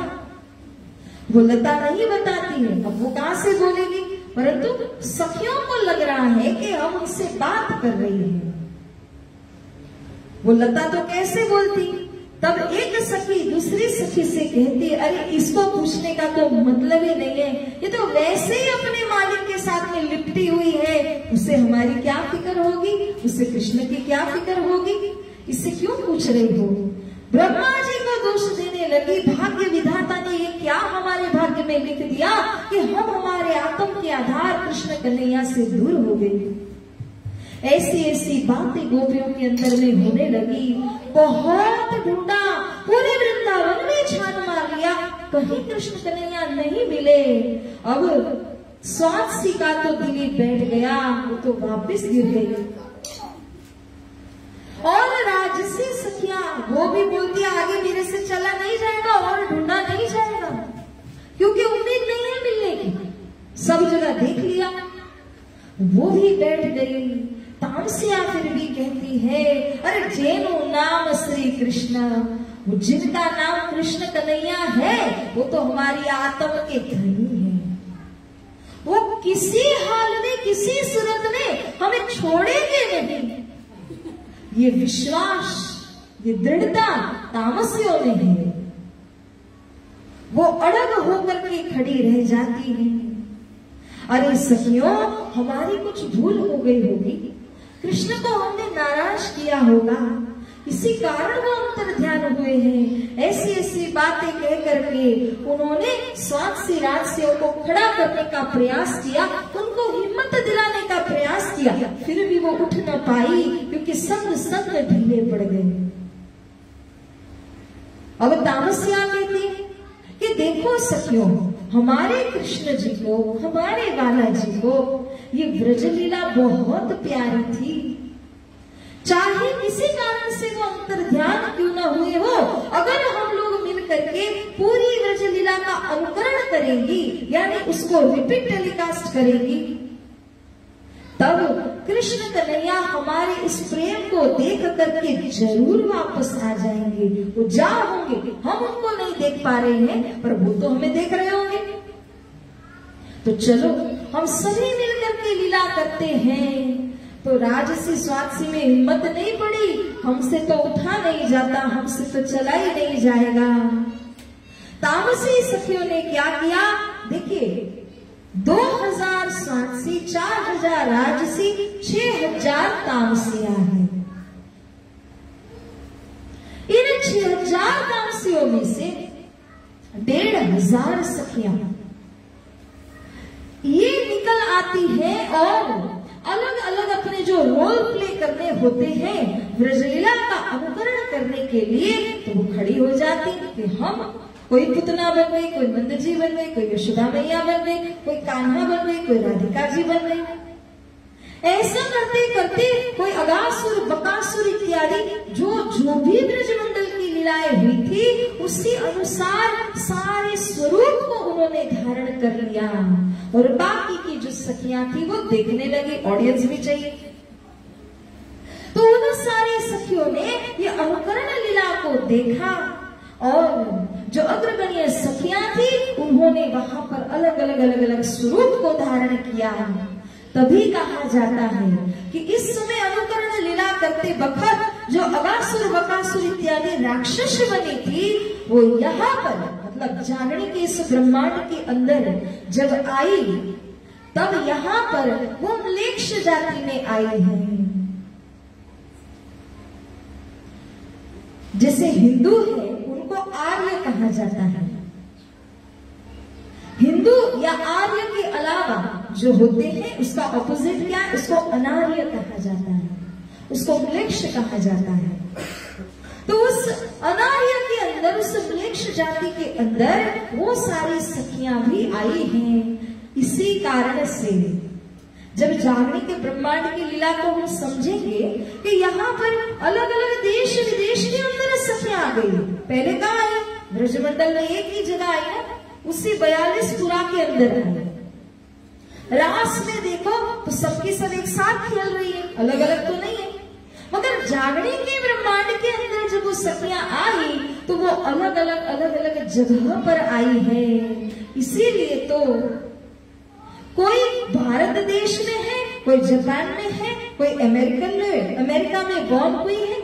ऐसे ऐसे अलग अलग देशों के अंदर वो ब्रह्म आत्माएं उतरी हैं। They are all scattered. ये कहाँ की बात कर रहे हैं, जागरण की लीला। तो जागरण के ब्रह्मांड में ऐसा अलग अलग आना क्यों हुआ, क्योंकि ये ब्रजलीला का जब अनुकरण हुआ था, उस अनुकरण के कारण यहाँ भी वो अनार्य कुल के अंदर में आती है। धनी ने उनको भी नहीं छोड़ा है, उनका उद्धार धनी अवश्य करेंगे। आर्य में जो आई या अनार्य में आई, धनी के लिए वो बराबर है। इस प्रसंग को प्रासंगिक रूप से आगे हम डिस्कस करेंगे, क्योंकि अभी जो चल रहा प्रसंग रासलीला का है और उस रासलीला के अंदर अगर हम जागरण ब्रह्मांड को ले आएंगे तो ये अप्रासंगिक हो जाएगा। लेकिन थोड़ा लिंक जोड़ना भी जरूरी था, उतना ही हमने जोड़ दिया। अब इसकी चर्चा आगे हो जाएगी। अब प्यारे सुदर्शन जी, अनुकरण लीला होती है, एक के बाद एक कृष्ण प्राकट्य से लेकर के पुतनावध से लेकर के एक सारी लीलाओं को दोहराया। अभी भी कृष्ण कन्हैया का कोई अता पता नहीं है। सब सखियों के दिल फिर से बैठने लगे, अंदर ही अंदर बेचैन होने लगे, कृष्ण कहाँ है आप। अब ऐसा करते करते प्रत्येक लीलाओं को दोहराया। जब अंतिम एक लीला बची थी, और वो कौन सी थी, अंतिम लीला ब्रजमंडल की, रास में प्रवेश होने के लिए वंशीनाद होता है। तो ये वंशी बजाने वाली लीला एकमात्र बाकी रही थी। जब बंसी बजती है, कई विद्वानों के मत से राधिका जी ने बंसी बजाई और कई विद्वानों के मत से श्री इंद्रावती सखी ने बंसी बजाई। सारी सखियां इस तरफ देख रही है और पीछे जाकर के बंसी बजाई जाती है। जब बंसी का नाद सुना तो सारी सखियों को दिल उमड़ करके आ गए, अरे हमारे कृष्ण ने बंसी बजाई। जब ये भाव उनके दिल में प्रकट हुए, सारी की सारी सखियों के दिल में एक साथ वो भाव प्रकट होता है। और ये भाव प्रकटित हुआ, सारी सखियां पीछे मुड़ करके अबाउट टर्न हो जाती हैं और देखा पीछे मुड़ करके दौड़ करके उस दिशा में गई जहां से वंशीनाद हुआ। और जैसे ही दौड़ी, बीच से श्री कृष्ण कन्हैया प्रकट हो जाते हैं। बोले श्री कृष्ण कन्हैया लाल की, सतगुरु महाराज की, श्री प्राणनाथ प्यारे की जय। हमारी भी सांस में सांस आ गई। अब गोपियों का तो क्या कहना। हाँ, कृष्ण जी आ गए, मिल गए, क्योंकि उनके बिना सब अधूरा है, उनके बिना हम कुछ है ही नहीं। तो ऐसे कृष्ण जी जब प्रकट हुए, अब गोपियों के दिल की दशा का क्या कहें, विचार कर सकते हैं हम भी। ऐसी दशा में गोपियां इतनी विरह के अंदर पड़ चुकी थी। श्री कृष्ण जी ने देखा कि मेरी गोपियां इस प्रकार से विरह में पड़ी हुई हैं। तुरंत उन्होंने एक सखी के लिए दो स्वरूप को धारण किया और दोनों बाजू से उसको खड़ा किया। पुनः विरह का निकंदन करने लगे, निर्मूल करने लगे। और इसके बाद आया स्वरूप करने श्रृंगार, वही कृष्ण कन्हैया लाल जी, परंतु एक अलग जोश शक्ति को लेकर के, शक्ति में भी वृद्धि हो गई। और ऐसे श्री कृष्ण कन्हैया अब नए श्रृंगार से सुसज्जित होकर के इन गोपियों के साथ में अब रास नहीं, महारास लीला करने लगे। अब ये अंतरंग लीला हुई, ऐसी महारास लीला जो केवल रंग महल में होती है। एकात्म भाव की ऐसी लीला जो कहीं और नहीं हो सकती। सुंदर साथ जी, ये रास लीला कहाँ रची गई और इसका भी विचार करना। कहाँ? रास मंडल में, पर रास मंडल कहाँ है? वृंदावन में। वृंदावन कहाँ है? योग माया। योग माया कहाँ है? ब्रज, काल माया में। भेड़पुरी न बनाना। जोग माया, काल माया, जोग माया और ये रास मंडल कहाँ है?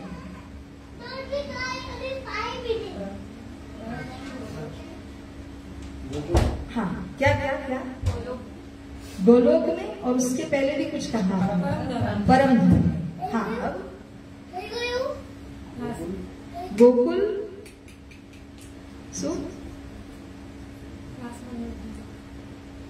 आयरलैंड जो आपने कल बताया था, जम्बू आयरलैंड।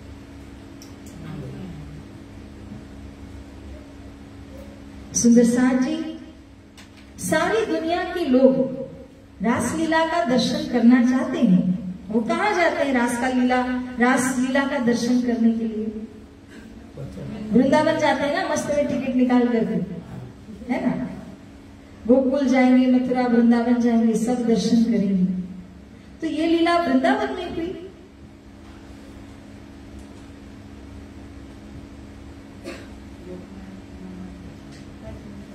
योग माया ब्रह्मांड में हुई। ये तो काल माया का ब्रह्मांड है ना। अभी भी जिस ब्रह्मांड में हम हैं वो तो काल माया ब्रह्मांड है, और इस ब्रह्मांड के अंदर वृंदावन है। तो अब यहाँ की मान्यता क्या है लोगों की, कि इस कालमाया ब्रह्मांड के वृंदावन में जाकर के उस लीला का दर्शन करना चाहते हैं। लेकिन सुंदर साथ जी, थोड़ा सोचिए, वाणी वितक क्या कह रहे हैं कि ये जोगमाया का ब्रह्मांड है। ये जोगमाया का ब्रह्मांड कहाँ रचा गया है? अच्छा ठीक है, दो ऑप्शन है। परम धाम में कहने वाले कौन है?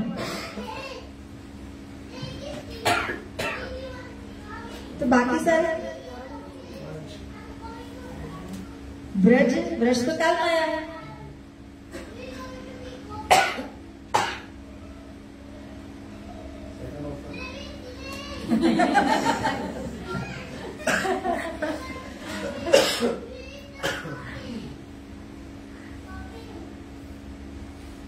बेहद,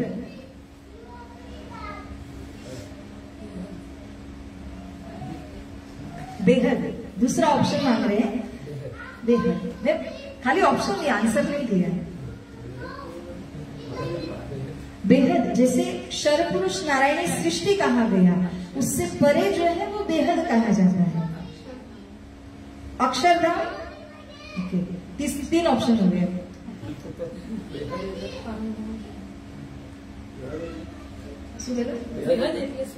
बेहद એટલે અખંડ, સૃષ્ટિ કરતા પરે।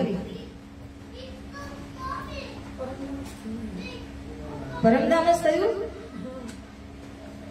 હા તો શું થયું?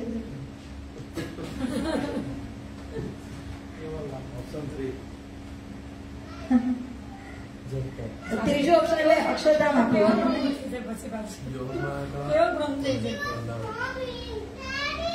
योग माया का वृंदावन। हाँ, पर वही पूछ रहे थे, वो कहाँ है? योग माया कहाँ है? वृंदावन कहाँ है? वही प्रश्न है। सेकंड बेहद।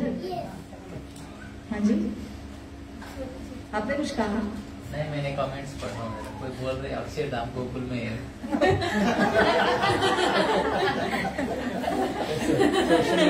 सोशल मीडिया केबीसी का सुंदर साथ जी, हम तारतम वाणी के ऊपर में चर्चा करते हैं, जहां पर महामती श्री प्राणनाथ जी ने इस रास मंडल के विषय में बताया कि ये रास मंडल कहाँ बना है, क्योंकि इसका निराकरण, जैसे मैंने पहले आज भूमिका बांधते वक्त ही कहा था, कि ऋषि महर्षि भी नहीं कर पाए। इसका निराकरण केवल और केवल तारतम ने किया है। बिना तारतम इस बात को समझा नहीं जा सकता है।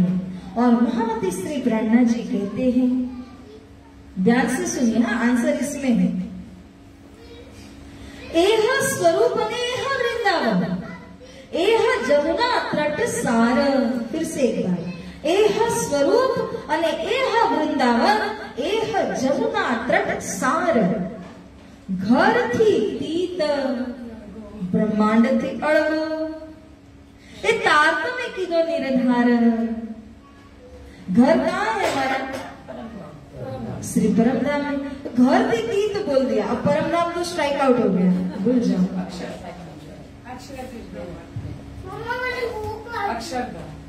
ब्रह्मांड थी अड़गो। नारायणी सृष्टि वाला भी नहीं है, जो यहाँ जाते हैं ना, वो भी नहीं है। अक्षर ब्रह्म को तो प्रवेश ही नहीं है इस लीला में।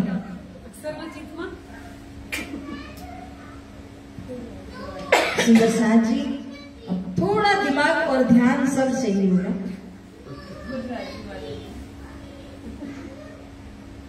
श्री राजी महाराज है ना, और श्यामा महारानी जी। राजी और श्यामा जी के तदोगत लीला, आइडेंटिकल लीला केवल ब्रह्मा और उनकी स्वामिनी करते हैं।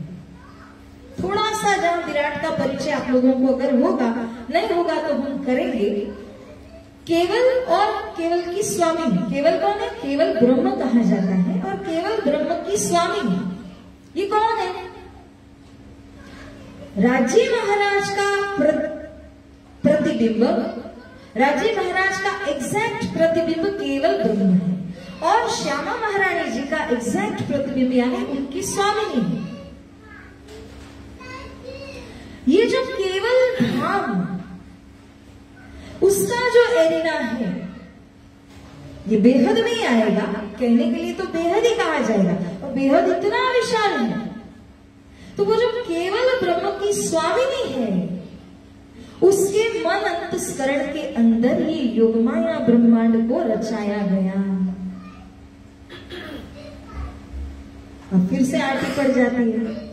अब वो केवल, फिर उसकी केवल की स्वामिनी, फिर उसका अंतस्करण, फिर उसमें योगमाया ब्रह्मांड। थोड़ा लंबा हो जाता है।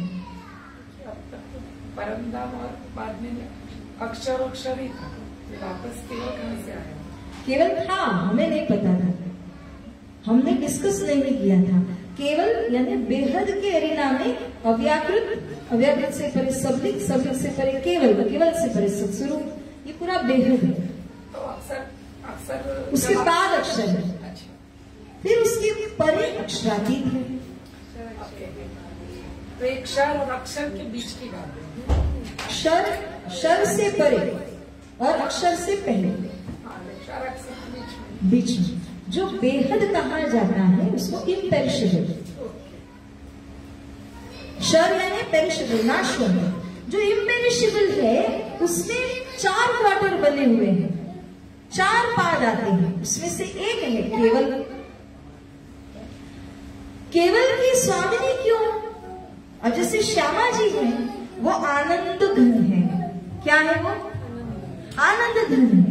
और उनका एग्जैक्ट रिफ्लेक्शन, एग्जैक्ट प्रतिबिंब कहो, वो भी आनंद घन है। तो इसलिए क्या लिया? केवल की स्वामिनी आनंद घन। अब ये लीला कैसी है? रसरास की लीला कैसी? आनंद से भरपूर है, आनंद बिना कुछ नहीं मिलेगा। तो ऐसी आनंददायी लीला आनंदकारी योगमाया ब्रह्मांड में हुआ। योग माया में भी आनंदकारी योग माया का ब्रह्मांड रचाया गया। ये आनंद ही आनंद की अनुभूति की जा सकती है। इसीलिए केवल की स्वामिनी। अब उसका मन क्यों लिया? क्योंकि जितना भी क्रिएशन होता है, कल परसों में हमने बात की थी, क्रिएशन होता है वो मन से होता है।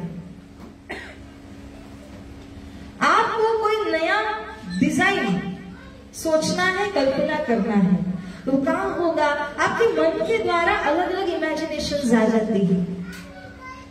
वैसे ही ये ब्रह्मांड की इमेजिनेशन अगर करनी है या विस्तार अगर करना है, वो कहाँ होगा? मन में होगा, बुद्धि में नहीं होगा, चित्त में नहीं होगा, मन में नहीं, मन में होगा। तो इस प्रकार से वो जो मनंतस्करण है, उस मनंतस्करण के अंदर ये सारा विस्तार हुआ। तो अब हम जोगमाया ब्रह्मांड को ढूंढ रहे हैं। जोगमाया ब्रह्मांड कहाँ आया है? केवल की स्वामिनी और स्वामिनी के मन अंतस्करण में आया हुआ है। वहां पर ये योग माया का ब्रह्मांड रचा गया और उस ब्रह्मांड के अंदर में ये रसरास की जो लीला है वह लीला होती है। थोड़ा थोड़ा थोड़ा थोड़ा समझा कि बिल्कुल नहीं समझा? समझे? कौन आपने बोला? भी ये बताया कि क्षर और अक्षर के बीच में केवल और बीच इज नॉट मिडिल, उनके दरमियान नहीं, अक्षर के नीचे केवल लेवल के हिसाब जिसमें नारायणी सृष्टि पूरा क्रिएशन है। अगर आप उस क्रिएशन के परे परे परे परे जाना है, ऊपर नहीं जाना है, परे जाना है, मतलब उसको ट्रांसेंड करना है। जैसे यहाँ से परमधाम जाते समय ऊपर जाना ऐसा नहीं, परे जाना है। तो वैसे ही संसार से परे गए तो बेहद में आते हैं। पहले तो बेहद यानी पूरा एक देश ही आप समझ लीजिए, ओके। अब उस देश के अंदर भी 4 विभाग समझ लीजिए। ये देश किसका है? अक्षर ब्रह्म का है। और अक्षर ब्रह्म के चतुष्पाद इसके अंदर है, 4 पोर्शन है। अव्याकृत है, सबलिक है, केवल है और सत्स्वरूप, ये उसके 4 नाम है। तो जब आप अव्याकृत में आ गए, विच मीन्स पेरिशेबल यूनिवर्स को आपने ट्रांसेंड कर लिया, आप उसके परे आ गए तो अव्याकृत में आए।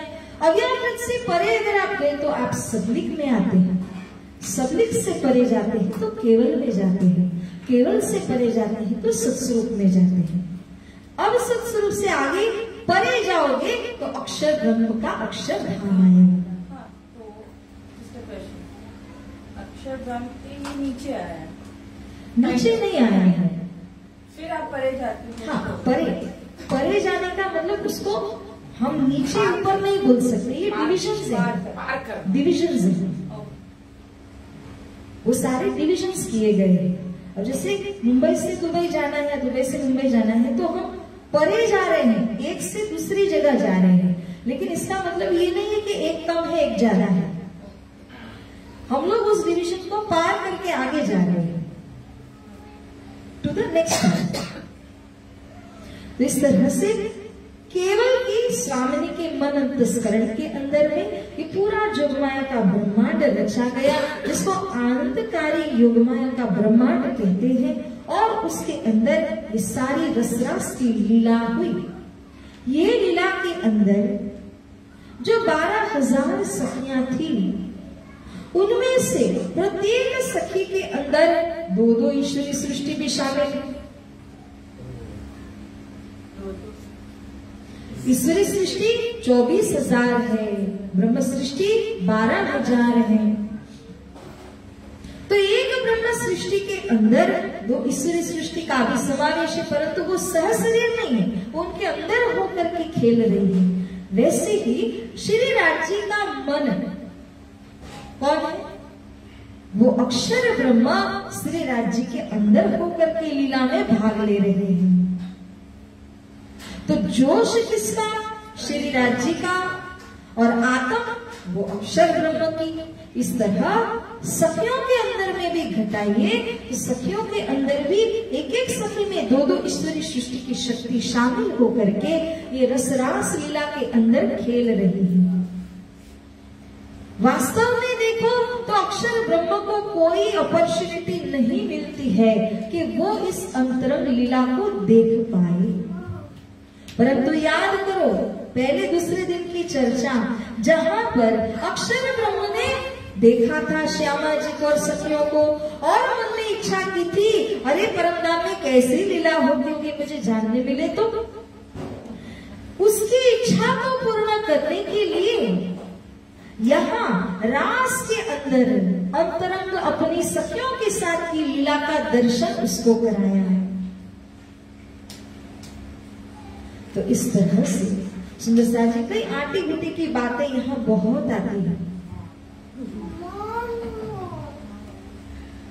बहुत गहराई की बात आती है। जब अक्षर ब्रह्मा श्री कृष्ण के अंदर थे, कृष्ण जी अंतर ध्यान हुए, है ना? अभी अभी हमने सुना कृष्ण अंतर ध्यान हुए। तब जब जोश लियो खींच कर चित चौक भई अक्षर, कौन वन कौन सखिया कौन हम, यो चौक के फिरी आत्म। ये मैं अभी बता रही हूँ, वापस एक बार कल परसों की चर्चा में इसको दोहराया जाएगा, पर अभी क्योंकि प्रासंगिक रूप से यहाँ उसकी चर्चा होती है कि अक्षर ब्रह्मा कृष्ण जी के अंदर थे। कृष्ण जब अंतर ध्यान हुए तो उनकी जोश शक्ति को खींच लिया गया था। किसने खींचा? किसमें ताकत है खींचने की? जो बुलबिलावा में बैठे हैं ना, उन्होंने अपनी शक्ति को खींचा है ताकि कृष्ण यहाँ से अंतर ध्यान हो। उस समय अक्षर की आत्म भी तो उनके अंदर थी, वो अक्षरधाम में जागृत हो जाते हैं। जब वो अक्षरधाम में जागृत हुए तब चौंक गए। इतनी सारी सखियां, ऐसी रसरास की लीला जिसका मैंने दर्शन किया, अरे बाप रे वो लीला क्या थी, वो लीला कैसे खेली जा रही होगी, ऐसे ऐसे विचार कर रहे थे। उनको वो सारी रास लीला याद आ गई। किसने याद की लीला? अक्षर ब्रह्म ने।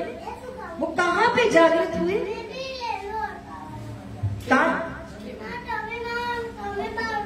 अक्षर ब्रह्म कहाँ जागृत हुए? अक्षर धाम उनका धाम है, वो तो वही थे ना। तो वो अक्षर धाम में जागृत हुए। अक्षर धाम के अंदर उन्होंने बैठे बैठे कहाँ पहुंचा था उस लीला में, उसको याद किया।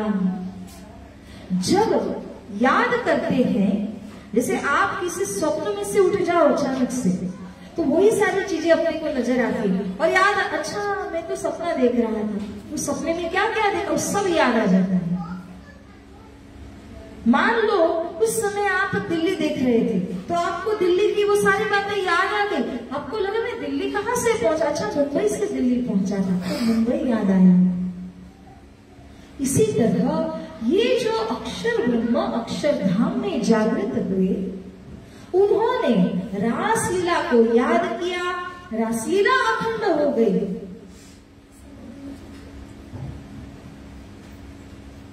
अक्षर ब्रह्म को याद आने से वो सारी लीला उनके दिल में अखंड हो गई। आप स्वप्न देख रहे थे, जागने के बाद आपने याद किया तो आपके दिल में वो याद हो गया ना। वैसे अक्षर ब्रह्म ने जाग करके जब याद किया, उनके दिल में वो याद अखंड हो गई।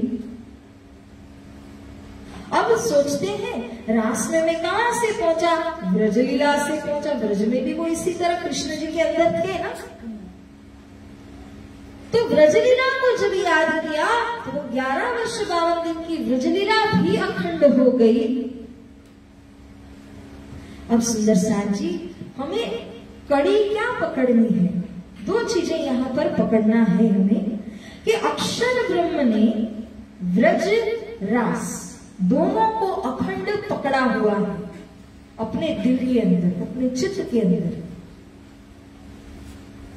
इस बात का बहुत बड़ा महत्व आगे की चर्चा में आ जाएगा, इसलिए अभी हमें क्या समझना है कि अक्षर ब्रह्म ने अक्षरधाम में जागृत होकर के व्रज रास दोनों लीलाओं को अपने दिल में अखंड कर लिया है। अब यहाँ योगमाया के ब्रह्मांड के अंदर की हम बात करते हैं। कृष्ण प्रकट हुए, महाराज की लीला होने लगी। ये महाराज की लीला जब पूरी होती है, पूरी कब मानी जाएगी? जब सखियों के दिल के मनोरथ सारे पूर्ण हो गए। तो ये लीला भी श्री कृष्ण जी ने जाना कि सखियों को जितना खेलना था वो सारी रहमतें मैंने उनको करा दी। अब कुछ भी आनंद लेने में बाकी नहीं है। अंतर ध्यान के पहले जो आनंद लिया ना, उससे कई गुना अधिक अंतर ध्यान के बाद वाला आनंद है। क्योंकि अब दिल कैसा हुआ? विरह करके पवित्र हो चुका है। ऐसे ये महाराज की लीला अखंड रात्रि भर चलती है। इस रात्रि की लंबाई के विषय में कईयों ने सिर फोड़े हैं कि कोई कहते ये 6 महीने की लंबी रात्रि है, कोई कहते नहीं अगिनत रात्रियां इसके अंदर शामिल हो जाए, हमारी अगिनत रात्रियां इसमें शामिल हो जाए, उतनी लंबी वो रास रात्रि है। इसका निराकरण भी ब्रह्मा जी ने किया है, पर वो अभी नहीं, क्योंकि समय हो रहा है। इसको सिस्टमैटिकली हम डिस्कस करेंगे, जरूर करेंगे। लेकिन कहने का भाव क्या है कि जब सखियों के मनोरथ अच्छी तरह इस लंबी रात्रि के अंदर कृष्ण कन्हैया ने पूर्ण किए, उसके बाद में जमुना जी में ले जाते हैं। वहां पर जीलना की जल क्रीड़ा बाकी थी, उसका आनंद लेते हैं। अनिहारे जिलना रंग सुहावना रे, आपण जिलसु बालाजी संग। इस समय में सखियों ने जो रास में वस्त्र पहने थे, उन सब का एक बड़ा सा, जैसे माउंटेन होता है, उसी तरह बड़ा सा ढेर लगा दिया 12,000 सखियों के वस्त्रों में। श्री कृष्ण कन्हैया के प्रेम को देखिए कि वहां उस ढेर के ऊपर में जाकर के बैठते हैं और वंशीनाद करते हैं। क्यों? क्योंकि उन्होंने ये नहीं देखा कि रास खेलते समय इतना पसीना हुआ होगा और वस्त्र कैसे अशुद्ध हो गए होंगे। उन्होंने यह देखा कि प्रेम की पराकाष्ठा में पहुंच करके जिन गोपियों ने रास लीला रमण किया है, उनके वस्त्र कितने पवित्र होंगे। उस पवित्रता, उस प्रेम भाव को श्री कृष्ण कन्हैया ने स्वीकार किया, अंगीकार किया, और इसी भाव से वो उन वस्त्र के ढेर के ऊपर में जाकर के बैठ जाते हैं। अब यहाँ जमुना जी में जब प्रवेश हुए कृष्ण और गोपियां, तो जल उछाल उछाल करके जल क्रीड़ा का बड़ा ही आनंद लेते हैं। इसका प्रासंगिक वर्णन आगे की मजल में आ जाता है। और फिर जल क्रीड़ा करने के पश्चात भोजन आरोगने की लीला होती है। तीन सखियों की टोली टोली बना करके सभी को पंगत में विराजमान होकर के भोजन आरोगते हैं। इंद्रावती सखी और उनके साथ 100 सखियां परोसने के लिए निकल जाती हैं। ये सब कोई बैठे हुए हैं और श्री राज जी के पास जो इंद्रावती सखी पहुंची तो अपने थाल से एक कौल लेकर के श्री इंद्रावती सखी को कोड़ियों मुख माहे दिधो। श्री कृष्ण आपको प्रेम से भरा हुआ कौल खिलाए, एक ग्रास खिलाए तो आत्म ही धन्य धन्य हो जाए, वो प्रेम उनका हमारे अंदर में आ जाए। तो सभी सखियों ने देखा कि इंद्रावती सखी को कौल खिलाया, परेशानी हुई? हमें हो सकती है, सखियों को नहीं हुई। एक दिली जमात है, एक को कौल खिलाया, सबने वो प्रेम आनंद अपने आप अनुभव किया। इस तरह से यहाँ रसरास की लीला पूर्ण होती है। पूर्ण तो क्या होगी, हम अपने समय भी पूर्ण करते हैं।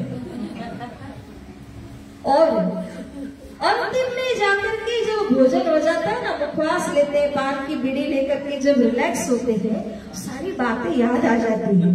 और वो बातें जब सखियों के दिल के अंदर याद आने लगी तो कृष्ण से थोड़ा सा यहाँ पर वाद विवाद भी होता है। हे कृष्ण, हम जब वहां से ब्रजमंडल छोड़ के आई तो आपने हमको वापस जाने की बात क्यों की? क्यों हमारे दिल को आपने ठेस पहुंचाई? कृष्ण कहते हैं, मैंने ठेस पहुंचाने के उद्देश्य से नहीं कहा था, मैंने सिर्फ इतना ही देखा था कहीं आपके दिल में एक हल्का सा माया का एक लेश मात्र रह जाता तो रासलीला का आनंद आप नहीं ले सकती थी। मुझे रोते हुए बालक याद आते, पति की याद आती, घर परिवार की जिम्मेदारियों की याद आती, तो रासलीला का आनंद आप तो कैसे लेती? इसीलिए मैंने उस वक्त आपकी परीक्षा लेने हेतु ही आपसे प्रश्न किए थे।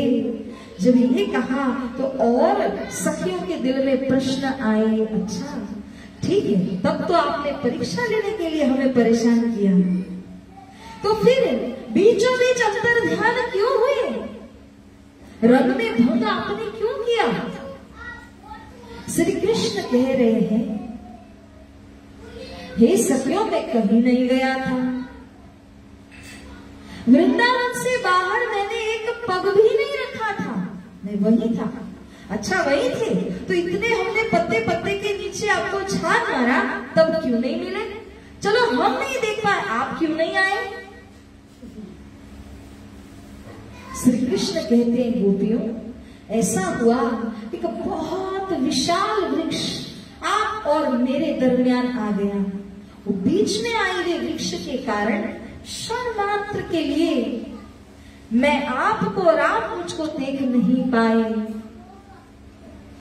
परंतु वो एक क्षण होता है ना, वो इतना लंबा हो जाता है, इतना वियोग हम अनुभव करते हैं प्रेम के कारण से। तो सखियां बोलती हैं कि हे कृष्ण, आपको हमारी हालत क्या हुई पता है?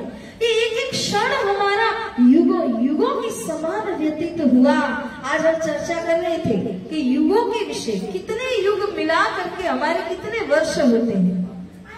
इतना लंबा समय एक क्षण के अंदर हम लोगों ने अनुभव किया, क्योंकि वियोग हो रहा था, दुख हो रहा था।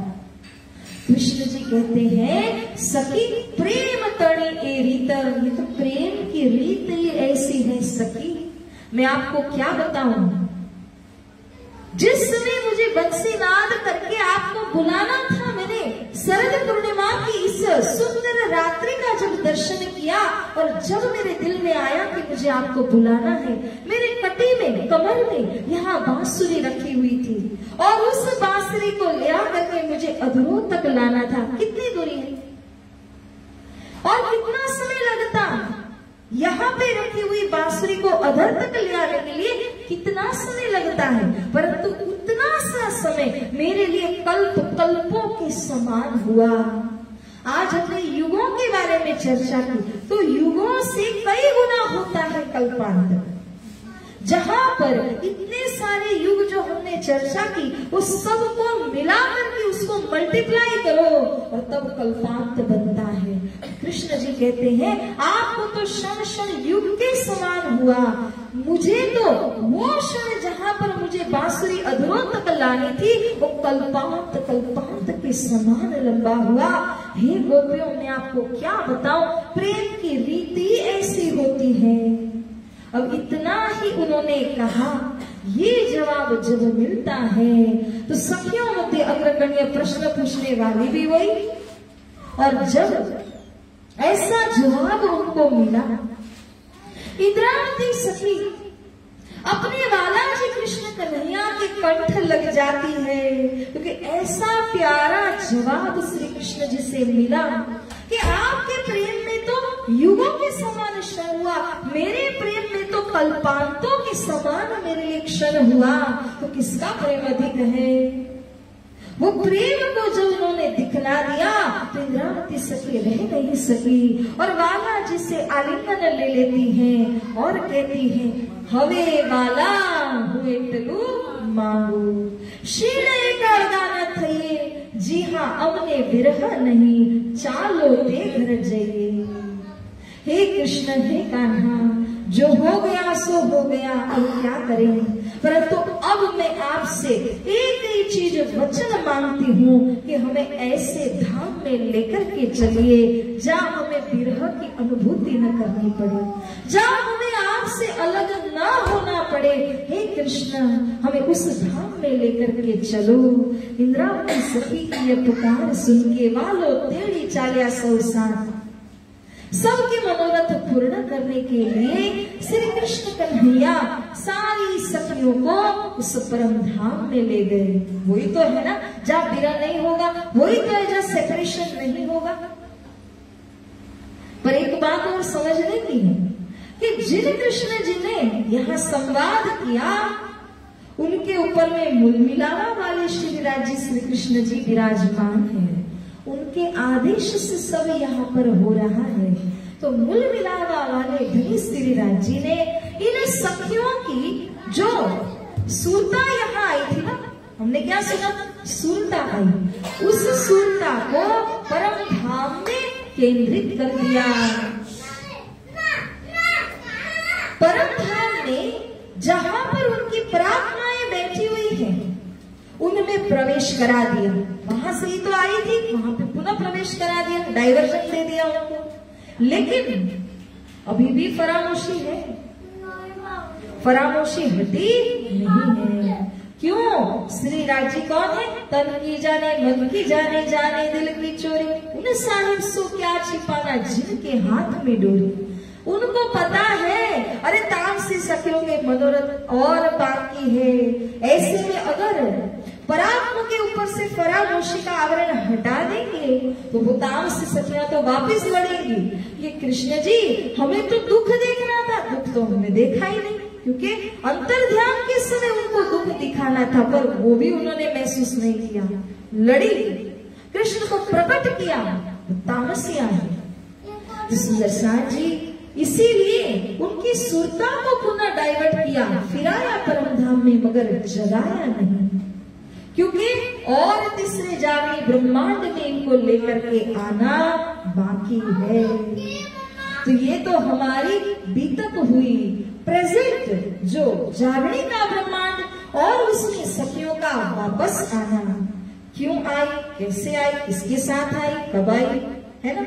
ये बहुत सारे प्रश्न हमारे दिल के अंदर में है और इनका जवाब स्वामी श्री लालदास जी महाराज जी हमें आने वाले रोज की चर्चा में जरूर देंगे।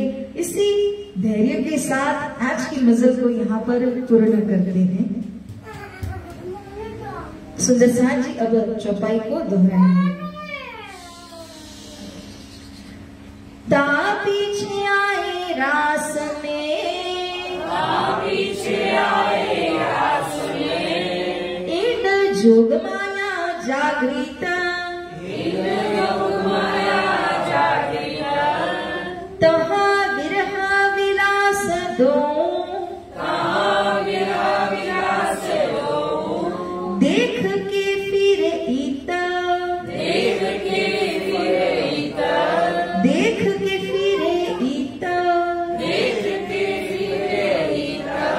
बोलिए श्री कृष्ण कन्हैया लाल की, श्री सद्गुरु महाराज की, श्री प्राणनाथ प्यारे की, बोल बोल पंजे मारे की, श्री कृष्ण प्रणामी धर्म की, समस्त सुंदर साथ की प्रणाम।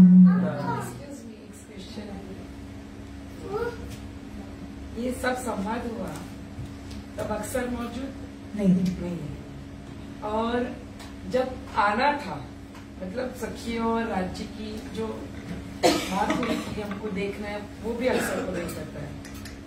नहीं फाइनल तो ये रात सिर्फ उनको अक्सर को भी जानना था कि यहाँ पे क्या हो रहा है, तो बस इतना ही अंतर्ज्ञान की पहले बात, हाँ बस उसमें उनकी उपस्थिति। उनके ही उनमें, हाँ बस। Nice question, thank you.